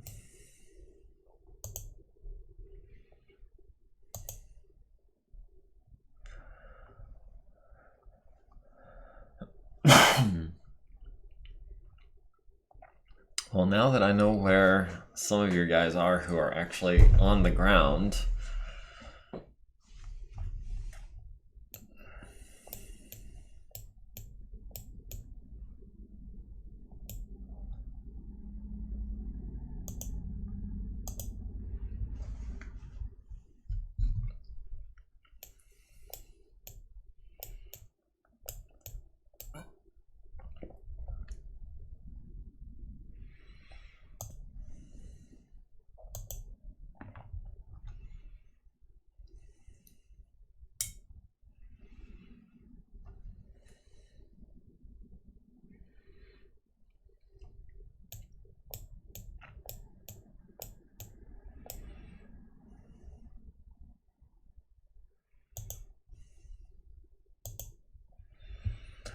let's see, this is how I think artillery should be used, where you can like lay down coverage over like an area.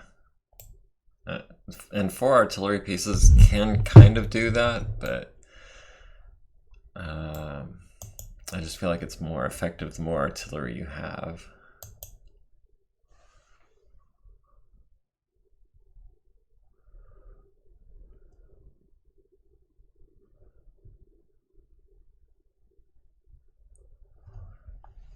Also, my long toms are starting to run a little lower on ammo than I was expecting them to. Really? Yeah, I mean, they only carry 15 rounds. Or 10 rounds, sorry. I guess they normally have trailers. Yeah, I believe they do. But, yeah, 10 rounds is not a lot for a long time. They're big, beefy rounds. But, let's see here. 1, 2, 3, 4, 5, 6, 7, 8, 9, 10, 12. Put it here. Let's see where it scatters to.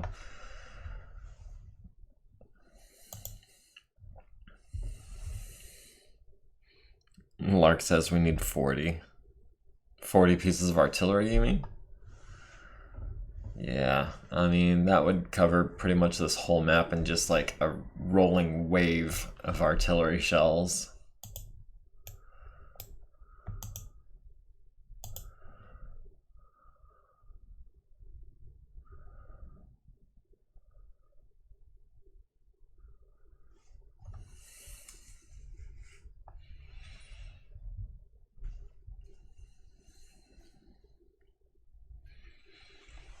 That would be highly effective. I mean, you'd be able to cover pretty much the whole map in just a matter of a couple of turns, to where, like, really no one would be able to avoid it.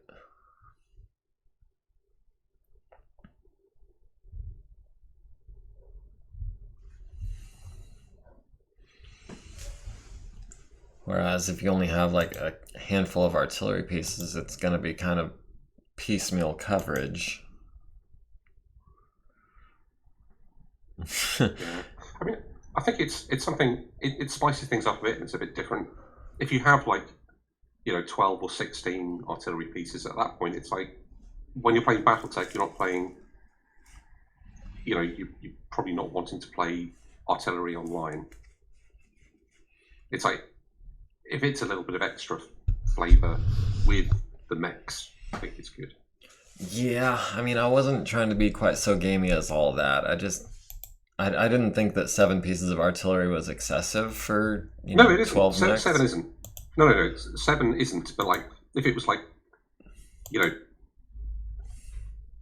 12 or 24 16 pieces of or artillery 18. or something, that would be. Yeah. But Yeah. it's so cheap, and it can be really effective when you have enough of it to thoroughly cover an area.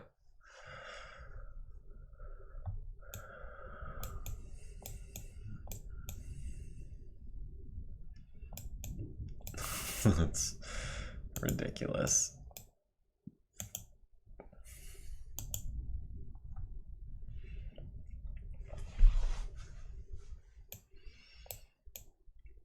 I'm just looking at my map over here. I'm wondering if anyone's going to have anything to comment.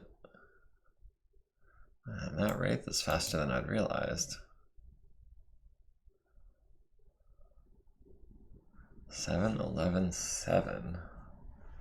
And with all those pulse lasers, jeez.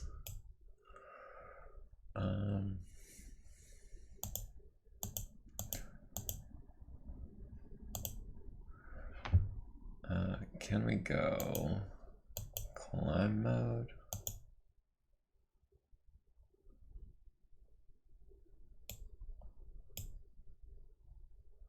It was this one, right? Yeah, let's do that.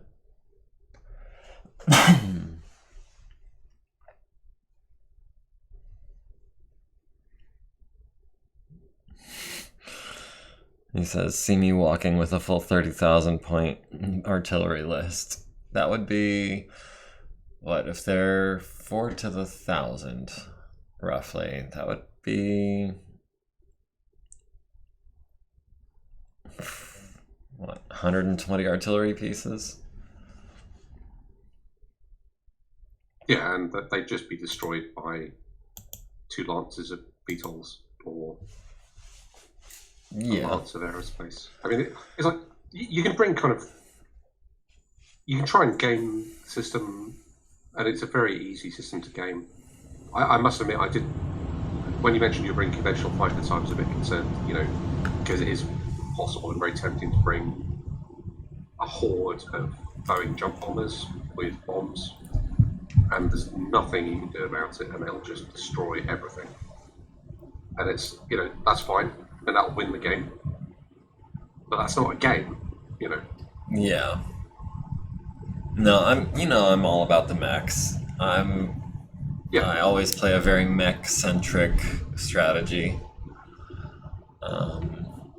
Honestly, in retrospect, if I had, knowing what I know now, rewritten my list, I probably would have gone even heavier on the mechs, just because everything else is so dang cheap.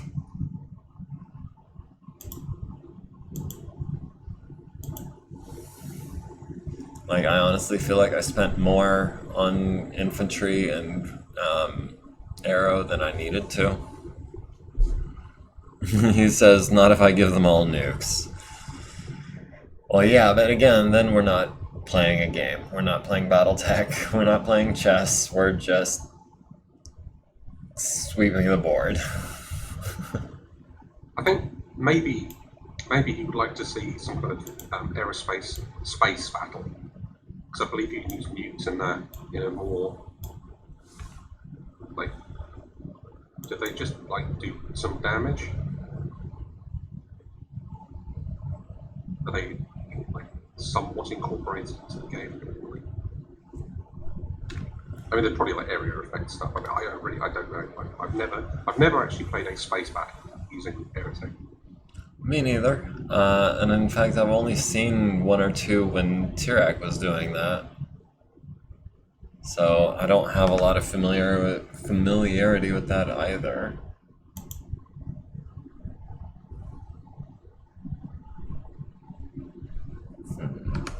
Hold off on that.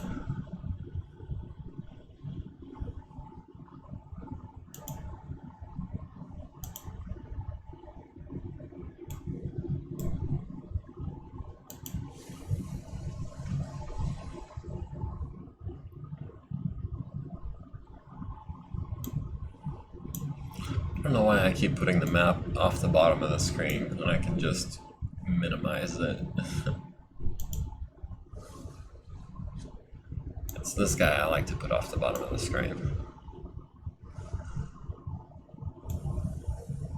Oh, what was that? That was probably, yeah, this guy. We're holding off on you.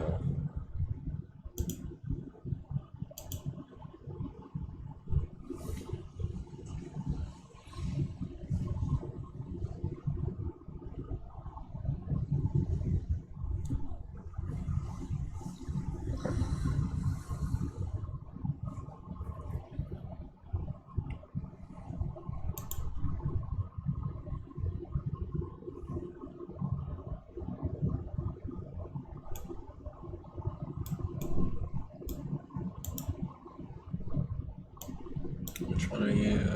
You have... Okay, yeah, you can do that.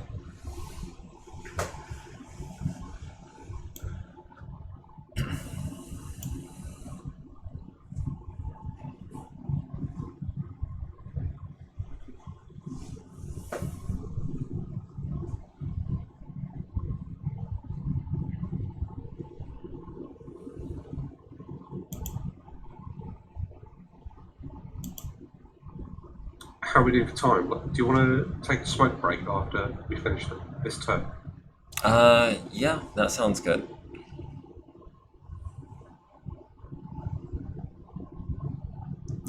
Actually, I was gonna finish moving my artillery real quick, and then I was gonna step away just to use the restroom very, very briefly. Okay. But Yep, after I move my artillery, because those go very quickly, there's like no thinking involved with those moves. Yep. That is 2 out of 7 moved, or 3 out of 7 moved now. Yeah, it's about time to return the beer that I rented.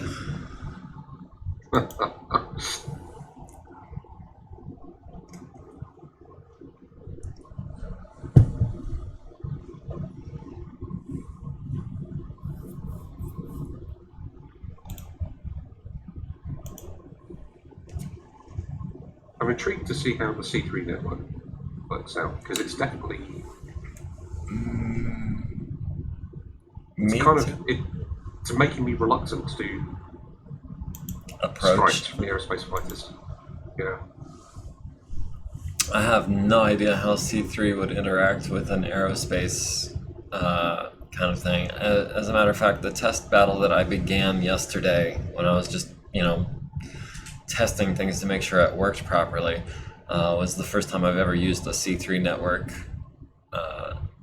It seemed like it was going pretty well, but it's not without its flaws. Like, minimum range is still a thing, I had noticed. Obviously, they have to be within your maximum range also, and you have to have, still at least one mech close to the target. Really, the only thing it's good for is if it's used properly, it can bring your range modifiers down.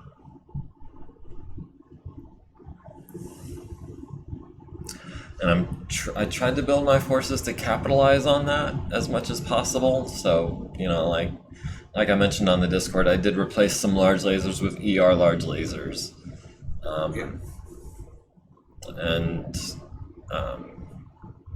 I did try to have maybe a longer range mix of weapons than I would normally have brought.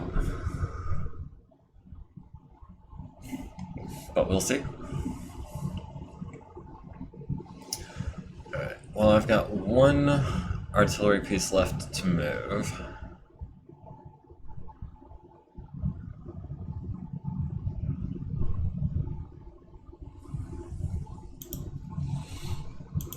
Alright, be right back.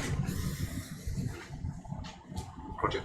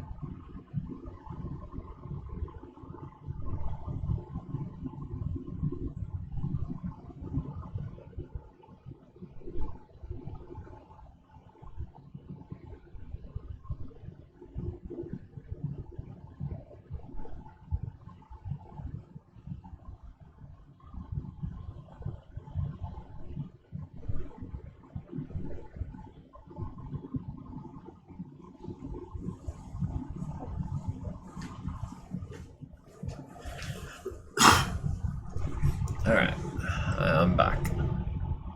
Okay.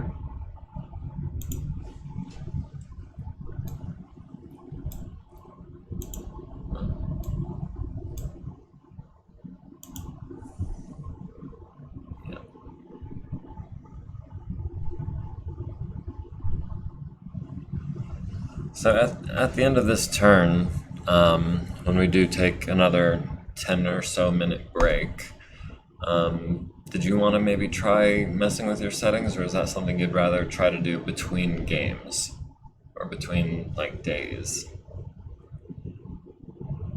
I think if we don't have any more problems, then I think just leave it. If we've only got like an hour and a half left anyway, so I think if we just push on today the way we've been going, and then I can look at it in between. Okay. Unless it becomes a serious issue. Yeah, I'm actually kind of starting to think maybe it was my hard drive space, just because it hasn't been a problem since I freed up, an extra 20 gigs.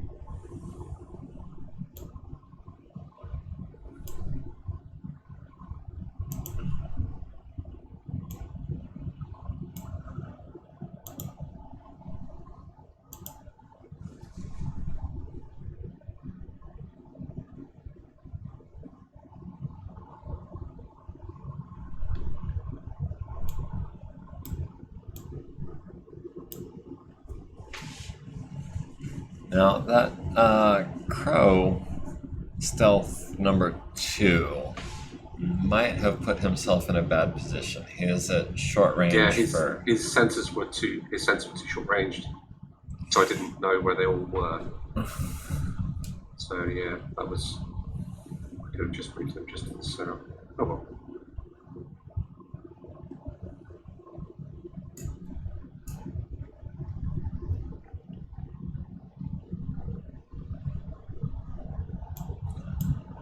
Kind of want to hold off on him for a little while longer. This guy can go ahead and advance.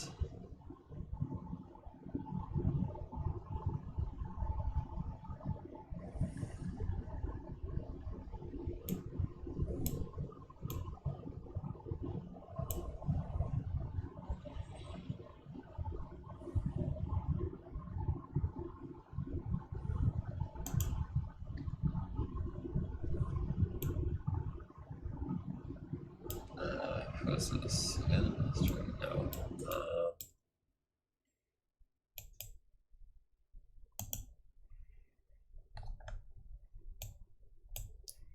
Right, very slowly and carefully making our way up to here. Yeah, he doesn't have jets, so that's actually at a run. No, I'm gonna try not to fall down here.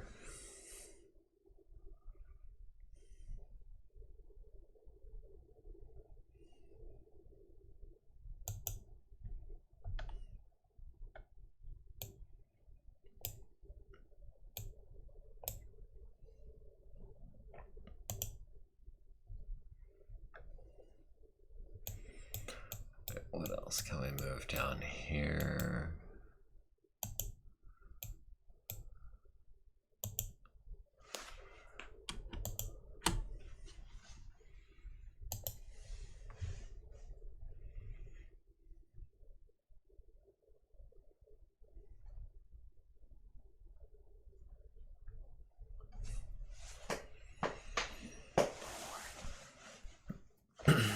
I wish there was an option for team view or something where you could click a button or check a box and it would just give you an overview. You know how it'll highlight what each individual unit can see or not see?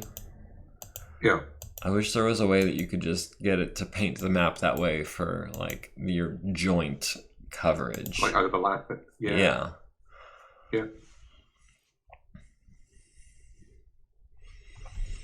So that I could see, okay, I have someone who can see this hex, I don't have anyone who can see this hex, kind of thing. That would be a nice feature to include.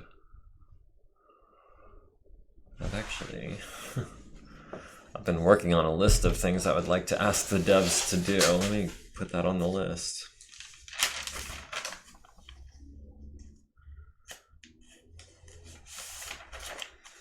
I'm not trying to be like overbearing or pushy or anything like that. It's just, you know, hey, as a user, these are things that I would like to see in the game, and I'm sure other people would benefit from them as well.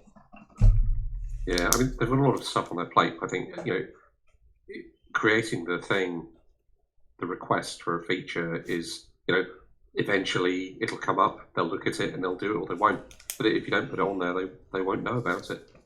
Yeah, and actually, the first couple of bugs that I have reported have actually resulted in changes being made, so I'm super happy about that. Yeah. I'm actually kind of proud of the fact that I've helped make the game a little bit better. One of them was the first bug that I ever reported for Megamek. Excuse me. Was I had shot at a mech that was behind a height 1 building that had narrow/low profile. And when I rolled to hit, I triggered the narrow low profile quirk to deal half damage, but then I hit a leg which triggered the partial damage, or the partial cover. So the building only took the reduced damage from the narrow, or the low profile quirk. And I made a report on that and they fixed it. So well, I wonder how easy that was to fix, because that sounds like it would be a pain in the butt to fix. The term that they used was that it was stacking incorrectly. Okay. And as you know, as a user, I have no idea how difficult that would have actually been to fix, but someone did it for 49.2. It's cool. Apparently fixed now because I mentioned it. Nice.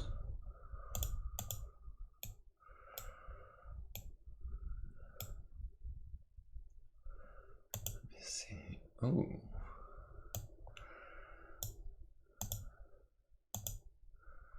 Oh, not quite.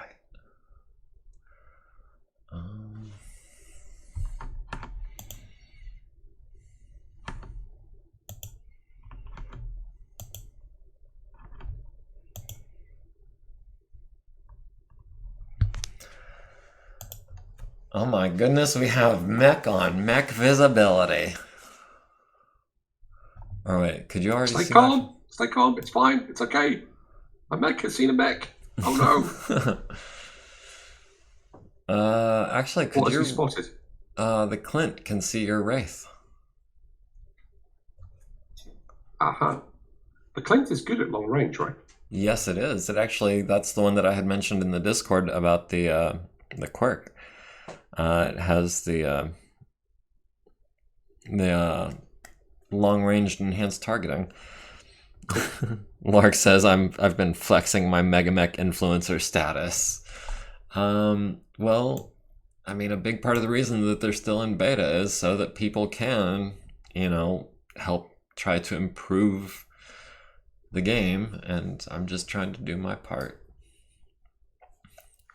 My humble user part. If I was a programmer, like, of any kind, I would definitely be trying to jump in and help with that, but I'm so not a programmer. The last thing I programmed was a batch file.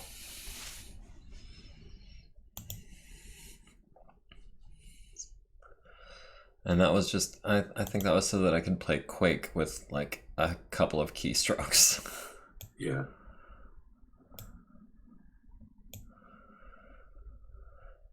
I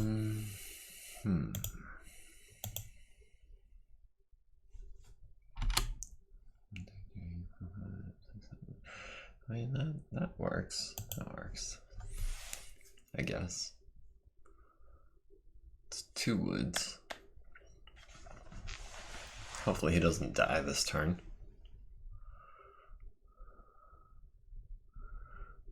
Lark says, I can print a mean hello world in BASIC.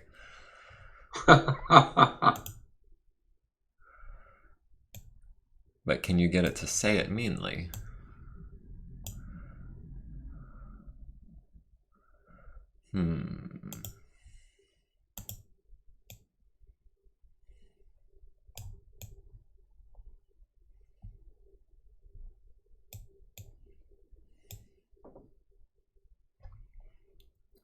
Just trying to get some visibility up in here. Nope, nothing.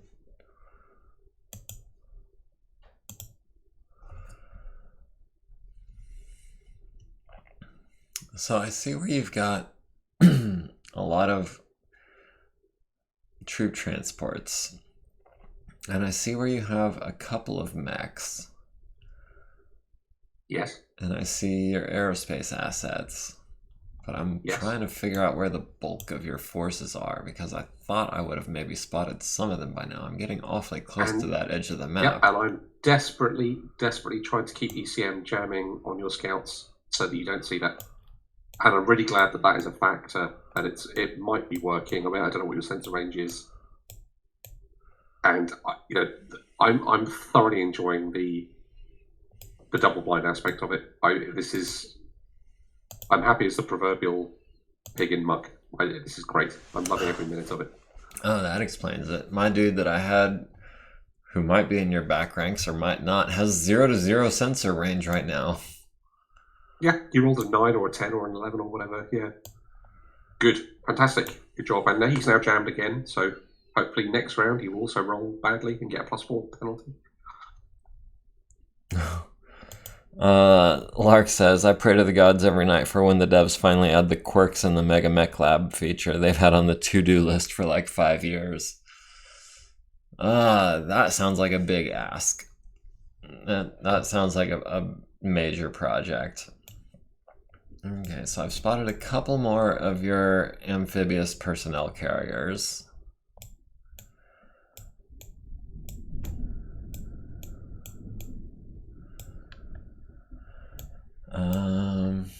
Oh, and now that you moved these guys, I think I can... How much armor do these guys have again? I should know this. I've taken them on before. Okay, so... And they have... Really? Really? Really? Yeah, I'm looking at one of your units that I thought was pretty well armed, and it really is not as well armed as I had thought. You're looking at an Achilles or something? Yeah. Yeah. They're they're my favourite battle armour, and I haven't used a wide selection of different battle armours, but it's like they're reasonably cheap. They've got stealth armour. There are, obviously you can have the normal like small laser or machine gun or whatever, or flamer or tag. So, and they're they've got jump 3. It's kind of, and they look cool. So, and we all know that is the most important factor. It's not the most important factor, but it kind of helps me. Like, if I choose a unit that's really good and really strong, it makes me feel less guilty for taking it. And if it's a unit that I don't really want to take, if it doesn't look cool, that gives me more of an excuse not to take it. I know that sort of sounds silly, but it's what do they call it? Like a justification bias or something? I'm sure. Yeah. I'm sure there's a term for it somewhere in psychology.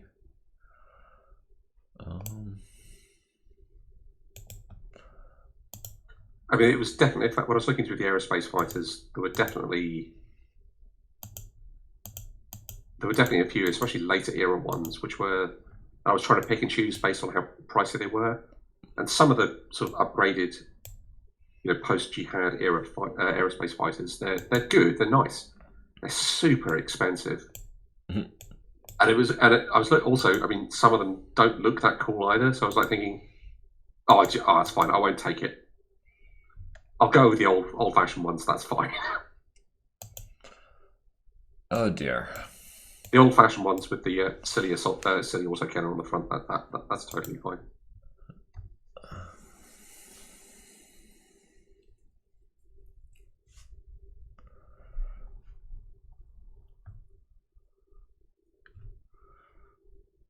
Sorry, I got distracted because I had a prohibited terrain injunction.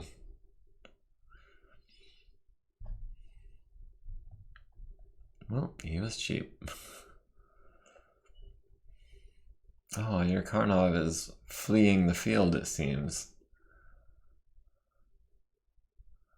Yeah, I think I might do that with some of the Karnovs, just because he gets units off the field. They're very cheap. It'll count as lost battle value, but really, like, they've dropped the infantry off. I don't think the game will be long enough for me to then pick those infantry up and redeposit them somewhere else. So maybe it's a mistake, but it just feels a bit cheap to keep them on the field as a initiative sink. So I'm fairly confident that we'll probably have a bit of a fight and a conflict around this particular objective. So yeah, I mean, it's no secret, I think, that I'm making moves towards it.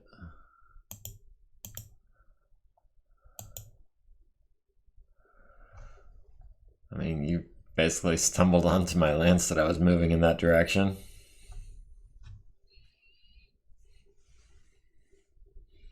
Well, I was scouting deliberately in that area. Wow! Speaking of stumbling onto things, holy crap! There's nothing to see here. Don't worry about it. It's all fine. Ignore it. There's Awesome nothing there. Orion, You're imagining Archer, things. Partisan, Anvil, Partisan, Anzu. There's nothing Rifle. there. No. You're imagining it. It's fine. They're somewhere up there. They're in the northwest. They're behind the Phoenix Hawk and the Wraith and the Wolverine. That's where they are.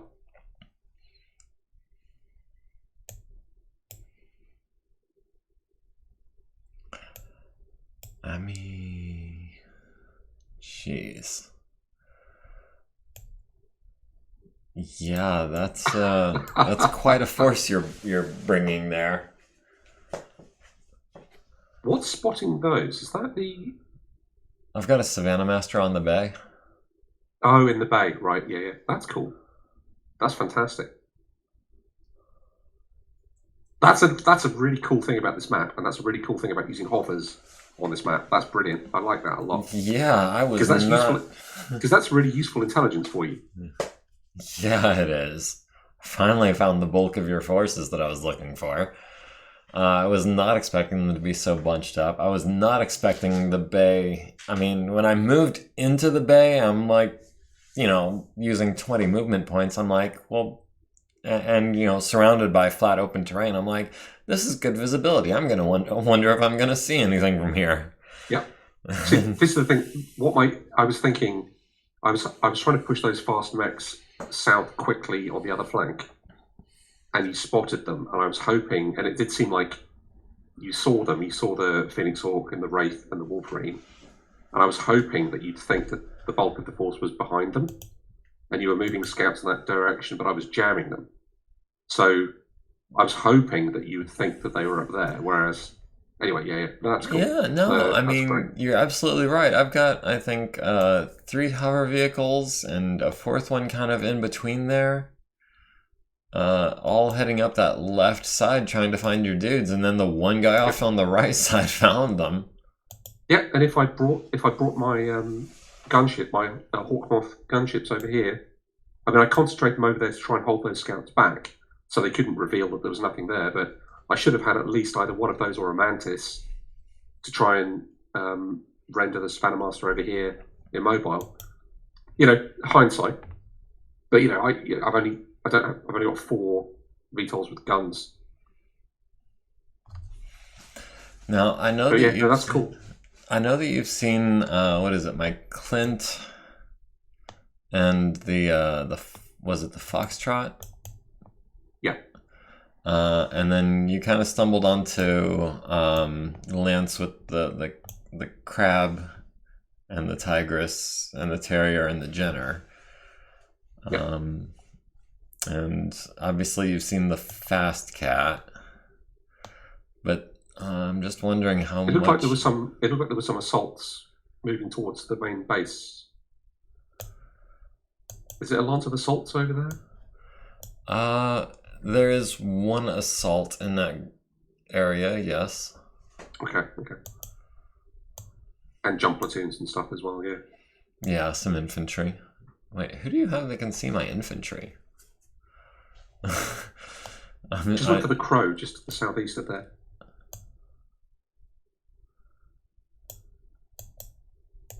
To the southeast of my main base? Yeah. There's a crow. Oh, sorry, of the fort that you're moving into, like your jump platoons that are just jumping onto the edge of the base, go directly southeast of there. You'll see a crow. Or maybe you won't. I guess actually no, it's not spotted. So I'll shut up then.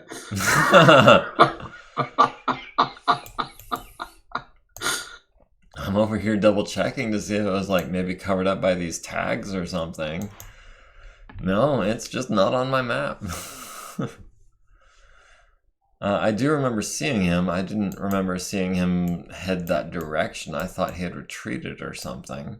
No, he was over by the Flamebird, but he moved. I moved him down to the south. I'm trying to keep him sort of around the back area, but moving left and right as fast as possible to keep the movement modifier up. Right.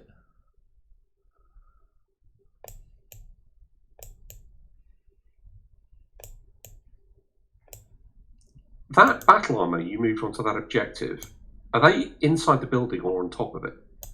I used climb mode, so they're supposed to be inside the building, I think. Okay, cool. How the hell am I supposed to get them out of there? I don't really want to walk into a building filled with machine gun armed battle armor.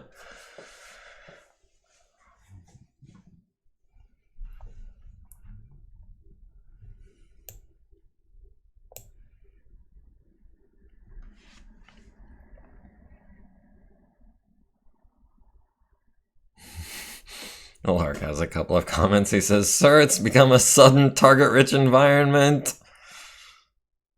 And then he says, "Silent Montgomery accidentally stumbled into Gribbly Rommel's armored column of mechs." Yeah, yes. That's about what happened, for sure.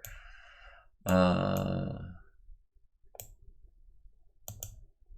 then if I don't slip off, well, maybe I will slip off the edge of the map if I do that. I don't think I want to, well, what is it, a 5? Yeah. Yeah, I know my luck.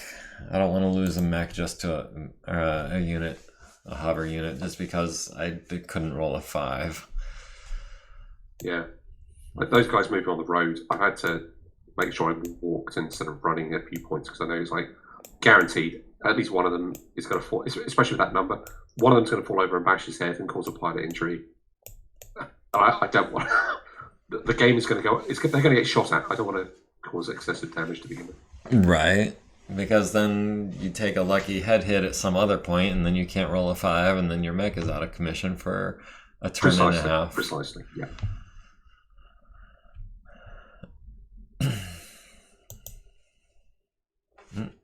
Oh, I guess it is my turn.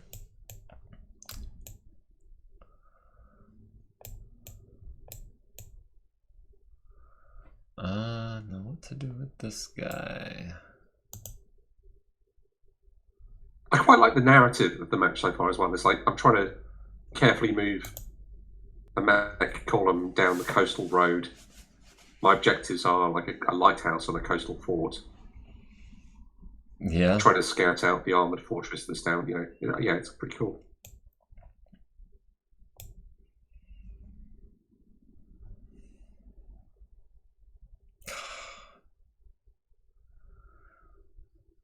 Alright, who else do we have that we can move instead of him?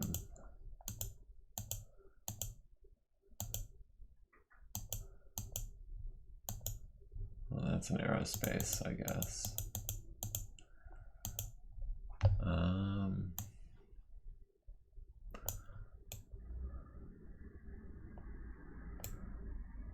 3, 4, 5, 6.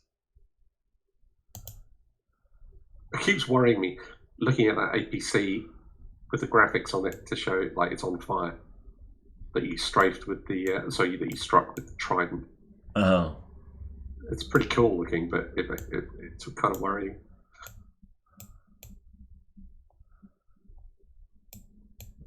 Uh,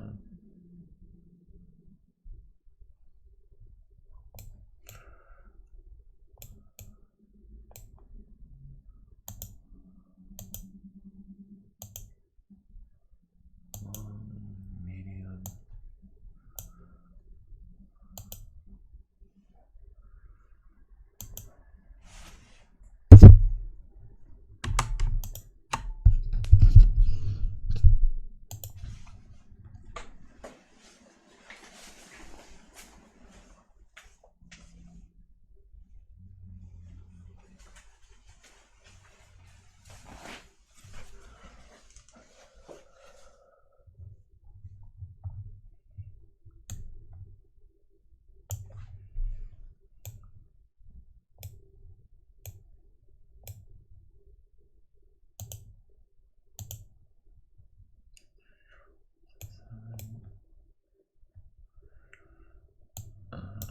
What are we armed with again?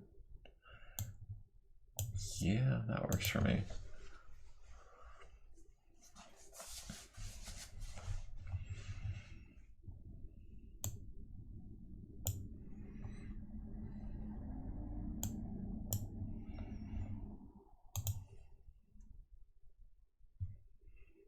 Now my forces are spread all over high creation, and all of your guys are concentrated in one or two spots. I'm hoping I can clear out this objective with enough machine gun fire.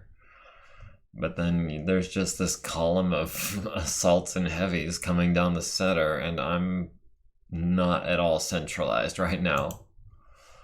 However, now you know that, then you know we can which objectives are easy or difficult to attack or defend. So yeah, the thing is, that's the nice thing about having the multiple objectives as well. Yeah, no, that's cool.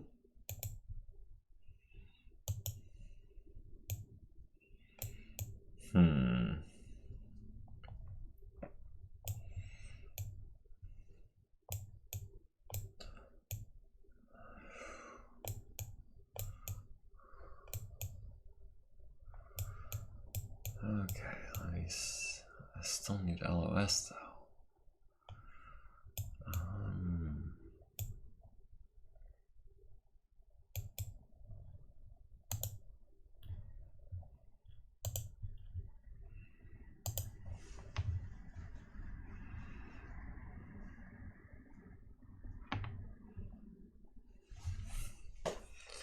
Alright, trying to reformulate my strategy to take into account that there is this fucking bullet train of mass and metal coming my way.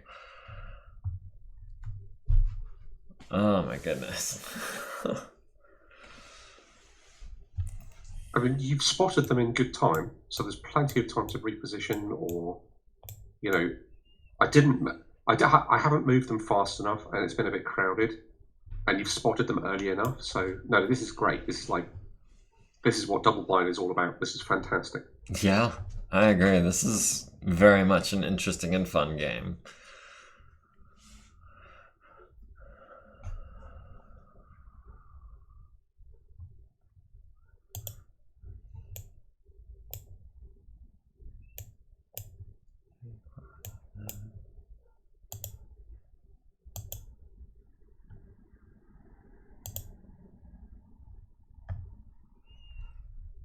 I'm really intrigued about the C3 stuff because I've never really used it myself. Yeah, me too. Like I was saying, I've got, ER large lasers, and I mean, to be honest, I've got some some ELRMs as well. So honestly, there's more forest in the middle of this map that would make the ELRMs less effective. I think it's really cool that if this is like a loosely Draconis Combine. I mean, so I think the Draconis Combine uses quite a lot of C3 compared to everyone else, and you're using Draconis Battle Armor, so it's kind of, and also your paint scheme is red, which goes with that as well. So it's quite flavorful. Actually, it's pretty cool. Wasn't even thinking of that. I was looking more at the yellow and black parts of the paint scheme, but yeah, you're right. It is almost entirely red for most of my units.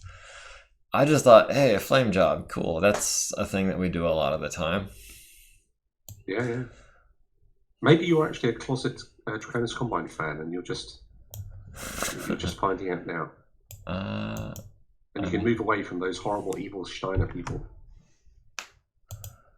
I mean, I can neither confirm nor deny, I suppose.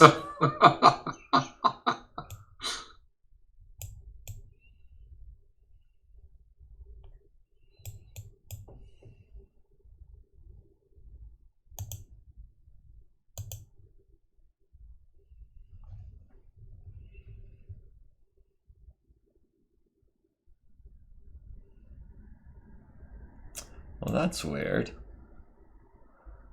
I was just able to move my mech through a bridge that was at elevation 1 without using extra movement points to climb up and over it. Oh, I don't know. The whole bridge thing, I've messed up so many times with that. Was that the flame bird? Yes. Yeah. I don't know. I had a really weird thing on one map where there was like 2 towers either side of the entrance to a bridge across a wide river, and some units couldn't follow the road onto the bridge, and some could. So yeah, I don't know. I mean, I'm sure it all works out. The question is, do I want to try to take out this crow? How evasive is he right now? If I can get a pop-up on him, please. Flanked 19 for a mod of 6. Yeah, we're not going to be able to hit him at all.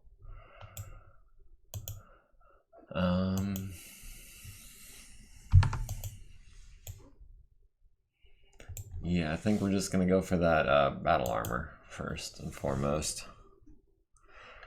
Now, the fact that you prioritized tag is interesting to me because it implies you have... Because the rifleman is direct fire, the partisan is direct fire, the archer is probably using semi-guided that benefits from tag? Yep. All of my LRM units have got at least a little bit of semi-guided. So that's the archer and the Orion. I think the anvil has some LRMs, but I think it's mostly the anvil's lasers, pulse lasers. Yeah, the Orion, the Archer, the Apollo, the Anzu, they're all LRMs. Yep.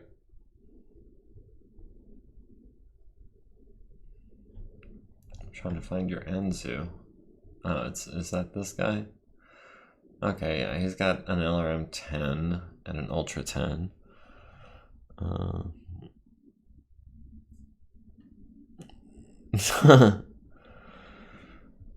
Lark says, don't even listen to Gribbly. He can't toss a nuke like the best of them.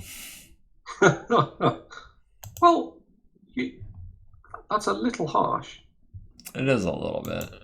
Because I mean, you're the only player I've ever known who has owned up to firing a nuke at anyone.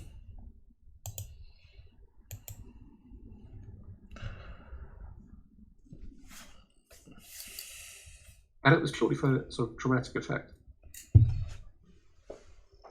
I mean, I'm not saying whether it's good or bad. I'm just saying that you're the only player I've ever known who has said, yes, I've used a nuke. Yeah. I mean, I fully support your decision. It seems like it was the right time in the right place. And if you had done it against me, it all, again, would have been the right time at the right place.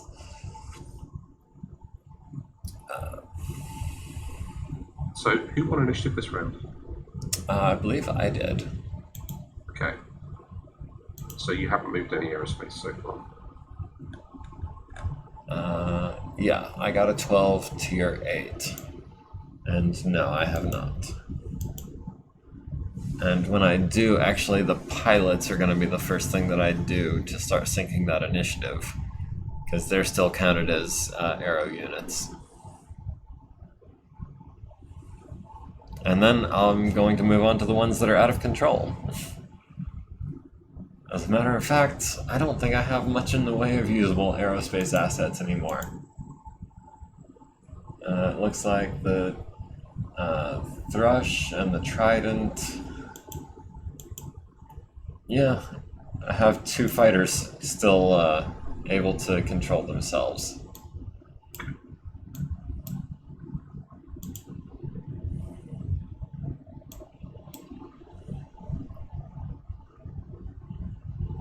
Oh, that mosquito is barely not in your Reaver's arc.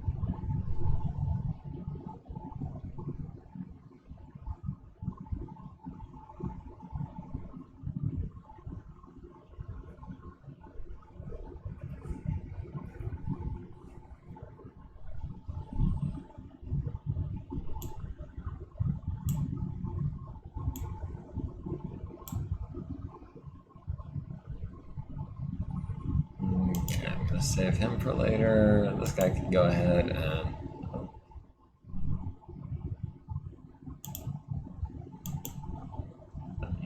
So can you move normally with out of control? No, the only option I have is to click done and see what happens. Okay, so presumably, so if you were like velocity 1 the previous turn, dropped to velocity 0 this turn, you wouldn't be able to move. Theoretically. I'm not sure. I think maybe they retain 1 point of velocity just so they like keep, or maybe they just stall out. Yeah, no. I'm about to make a piloting check because I'm stalled out and out of control. And Which one was that? The Sparrowhawk number 2, the one over the bay. And it looks like it didn't move after all. Yeah, your Cheetah chasing down my Mosquito, your Reaver not quite able to hit him, but... Or the Sparrowhawk. Man, your Reaver moved 1 hex too far. It'd have 2 targets if he had moved 1 fewer. It was 2, yeah.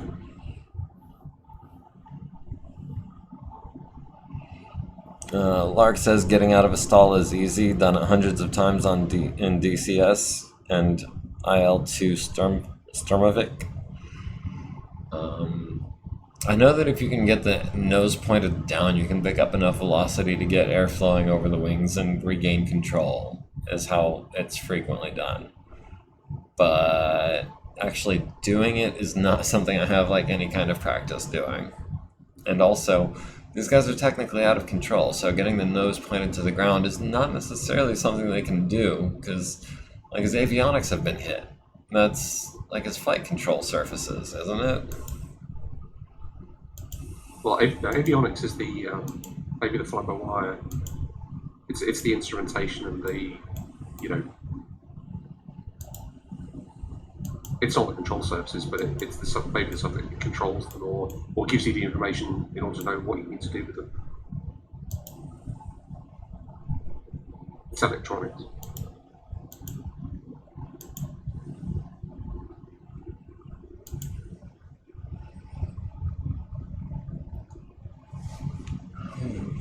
Yeah, I think maybe going with multiple light aircraft might not have been the best thing to move. Maybe the best move to make. Maybe I would have been better served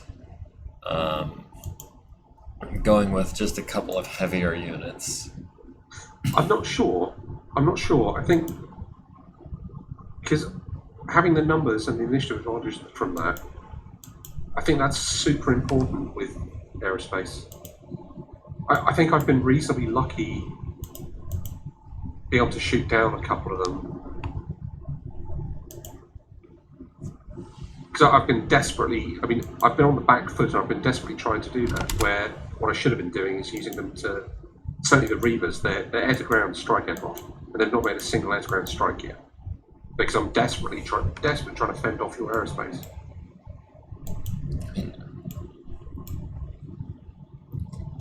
Well, and I guess my aerospace has done its job, because really their biggest goal was to keep you from having uncontested air superiority.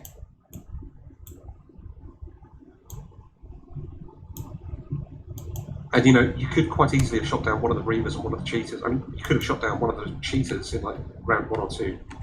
So, worth a shot.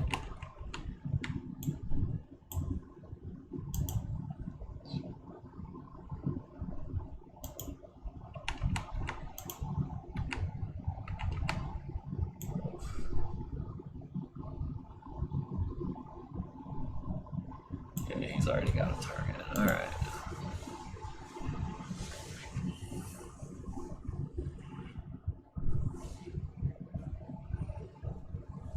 Those Tritons look like quite decent cheap. Honestly, I'm surprised at the Sparrowhawks. They've been remarkably resilient. They're pretty solid. Yeah. Alright, Sparrowhawk stalls out and loses elevation. Sparrowhawk number 2 stalls out and loses elevation. Man, I just did not roll well on my control rolls this turn. Savannah Master side slips. Savannah Master side slips.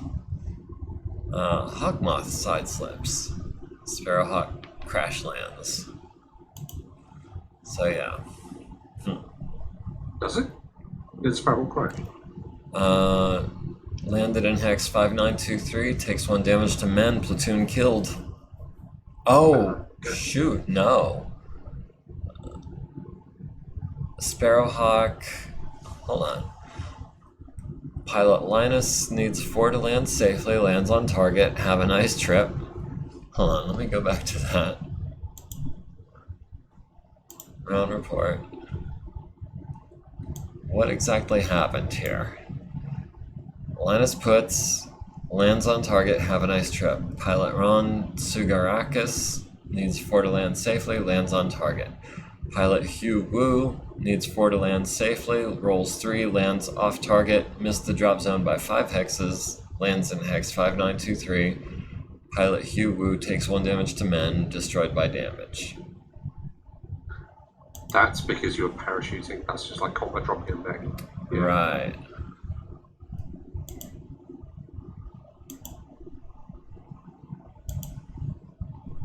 I was thinking about that as well. Like it's really cool dropping off infantry with VTOLs, but it's also cool dropping off mechs with a dropship. And you can do that, but it's so super expensive to bring a dropship just to drop people off. Yeah. Even a Leopard is millions and millions of C-bills and 3,000 points. Yeah, it's like 2,500 or 3,000 points per Leopard, I think, something like that. Something like that. I know the Lion was like 20,000.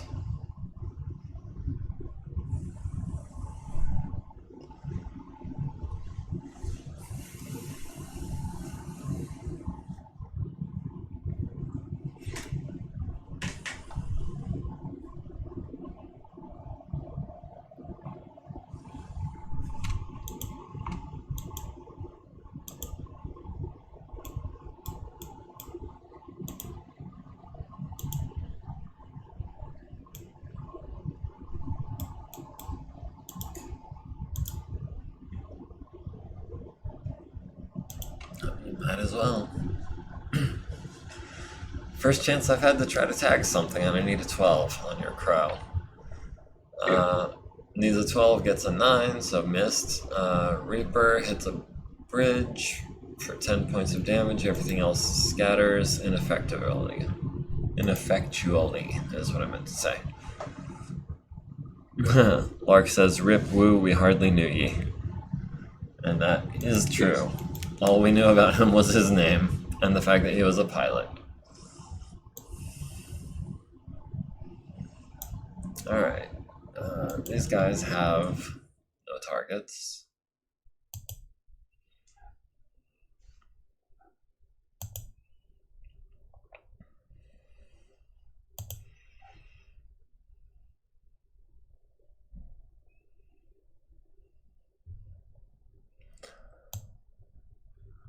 Alright. You guys have no targets.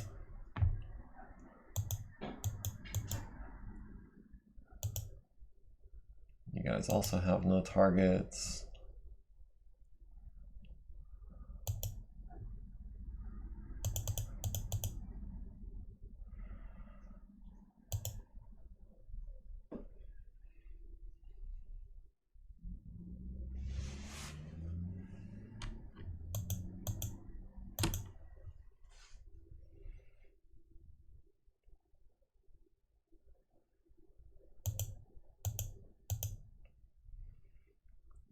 Oh, I've got the target on a 10. I'll take it. I had forgotten that the front arc is not all the hexes that I'm used to on a vehicle. But I guess, I mean, that checks out.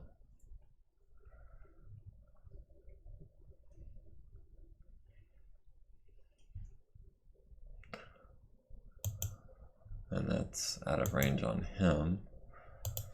Alright, so no fire.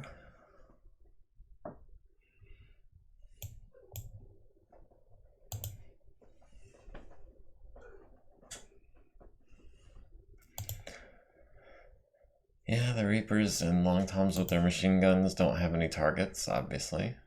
Wait a minute. What is this?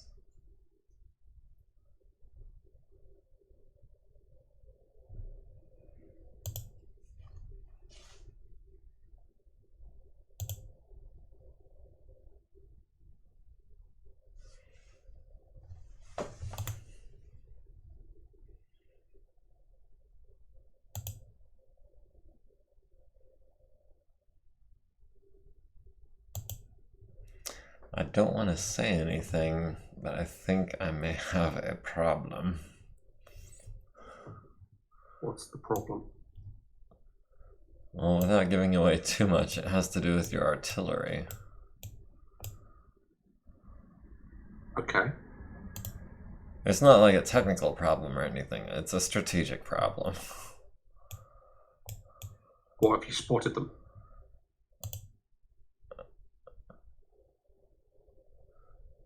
I did say I didn't want to say too much, right? Right, okay.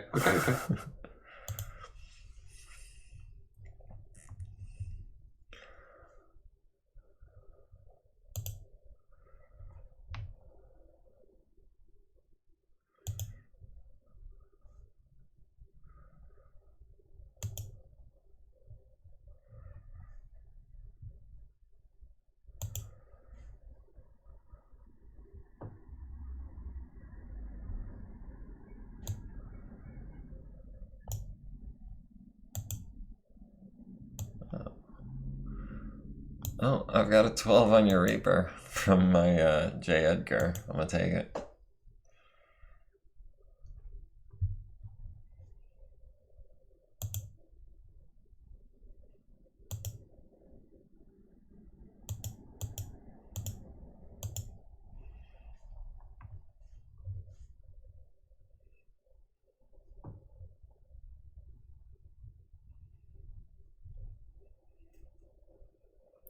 Those aren't gonna hit anything.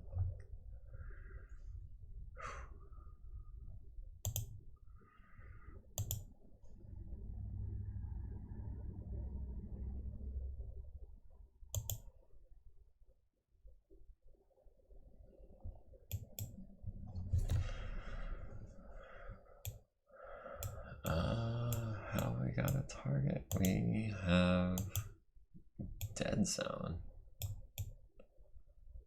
Oh, well, I had not realized that. My Sparrowhawk is about to crash. He's at elevation 1. I was like, how is your cheetah in my dead zone? We're like half the map across from each other because we're 4 elevations apart from each other. That's why. because I'm about to crash.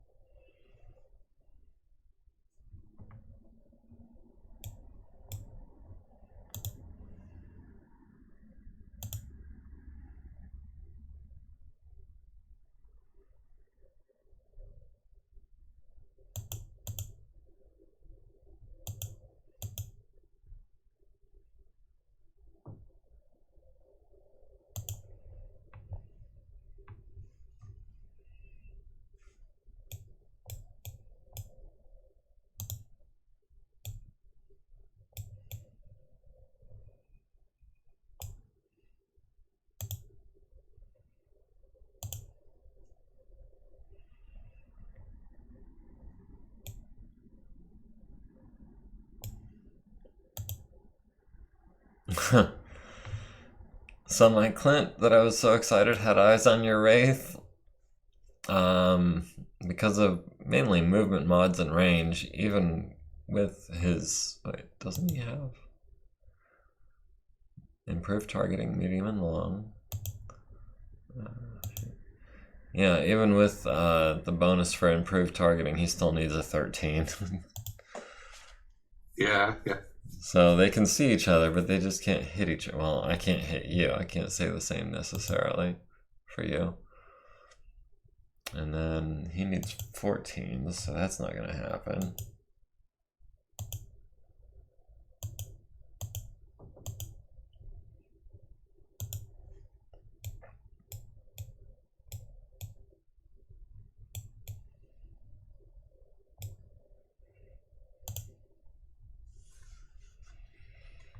Alright, I might be able to get some C3 attacks in this turn, but I haven't gotten to that part of the list yet. Cool. Because I do have one guy kind of close to your Achilles, and then a couple of other guys who should be in range of some kind.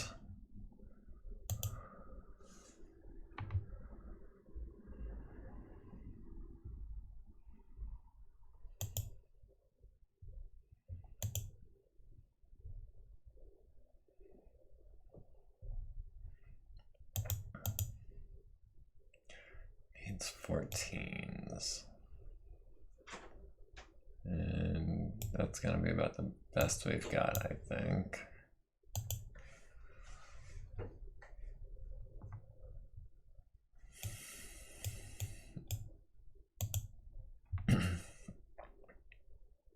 Yep, the C3 Master is giving me a bonus of 2, which means I only need 10s.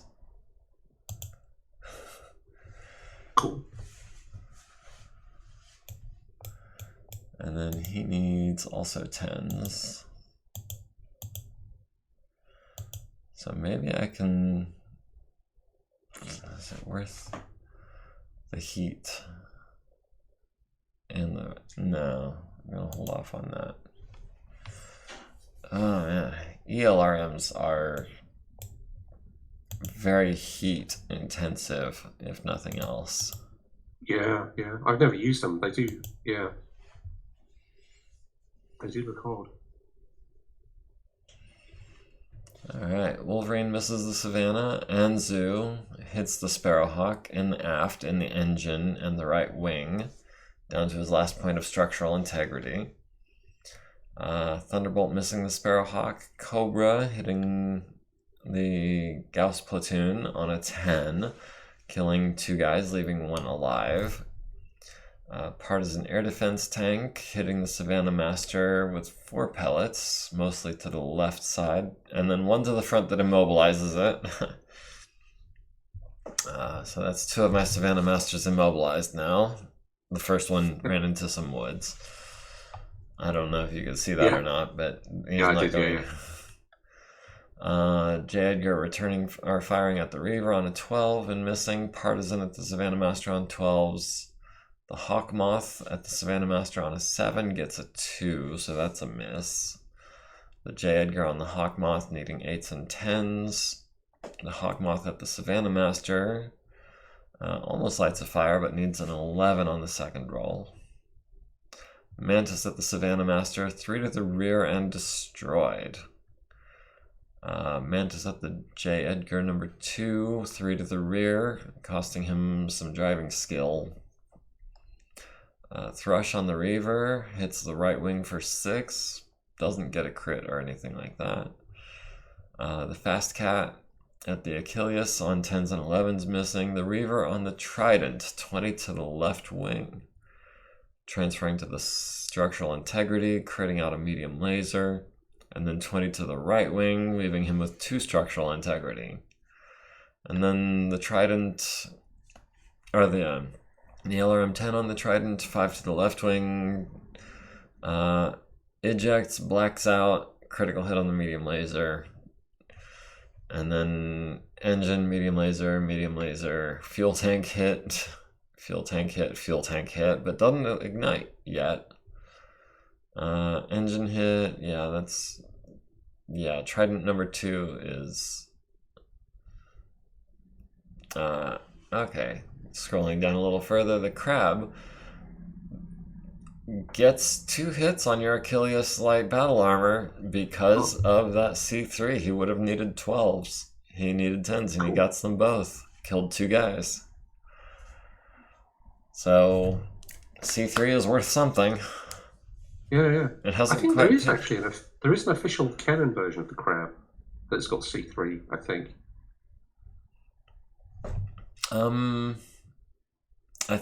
There's either a Trains Combine or a Word of Blake one that has tag. C3. Yeah, cool. This one's probably a little different from that. This one's almost kind of custom built. I mean, purpose built specifically to fill a specific role, and it seems to be doing a pretty good job at that role right now. Yeah. Tigress missing, Terrier missing, but starting a fire in the hex that your Achilles are in. Number 2, that's the same unit. Okay.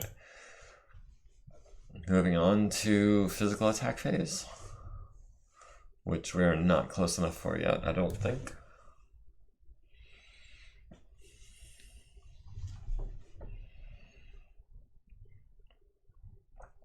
Alright, heat phase. Mosquito regains control with a 12. Trident stays in control. Sparrowhawk remains out of control. Sparrowhawk remains out of control. Sparrowhawk number 2 regains control. So that's cool. And we picked up Ron. Yeah, Ron Sugarakis got picked up by the Terrier. So that was fortuitous.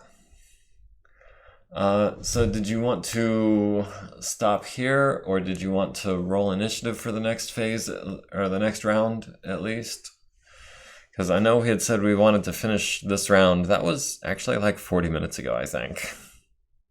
That was before 5 o'clock my time. Yeah, I mean, we can... I'm quite happy to push on until you need to stop. We don't need to stop at the end of a round. We can, we can keep going and then save when we want to stop. Okay, yeah, let's... Or if you want to stop now, we can, whatever you like. I think I'm okay with stopping now. I could use a stretch, if nothing else. Also, I think didn't we pick back up at it was around 2:30 when we picked back up. So my recording is probably getting full again. So I think now is a good place as any to call it for the day. Yep. And then I will have to get with you on Discord to schedule our next session.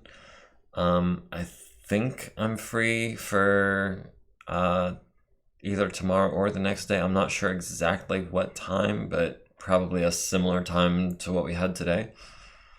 Yeah, that's doable. Yeah, Okay, so that'd be fantastic. Yeah. tomorrow around 12, 12:30, 1 o'clock, something like that. I'll have to get with you on Discord. I'll post an announcement once we've determined that. Yeah, that's I've been really looking forward to this game, and I think I not having to wait another week to finish off would be ideal. So yeah, having another stab at it tomorrow that's perfect for me. All right, that sounds outstanding. That sounds like a plan.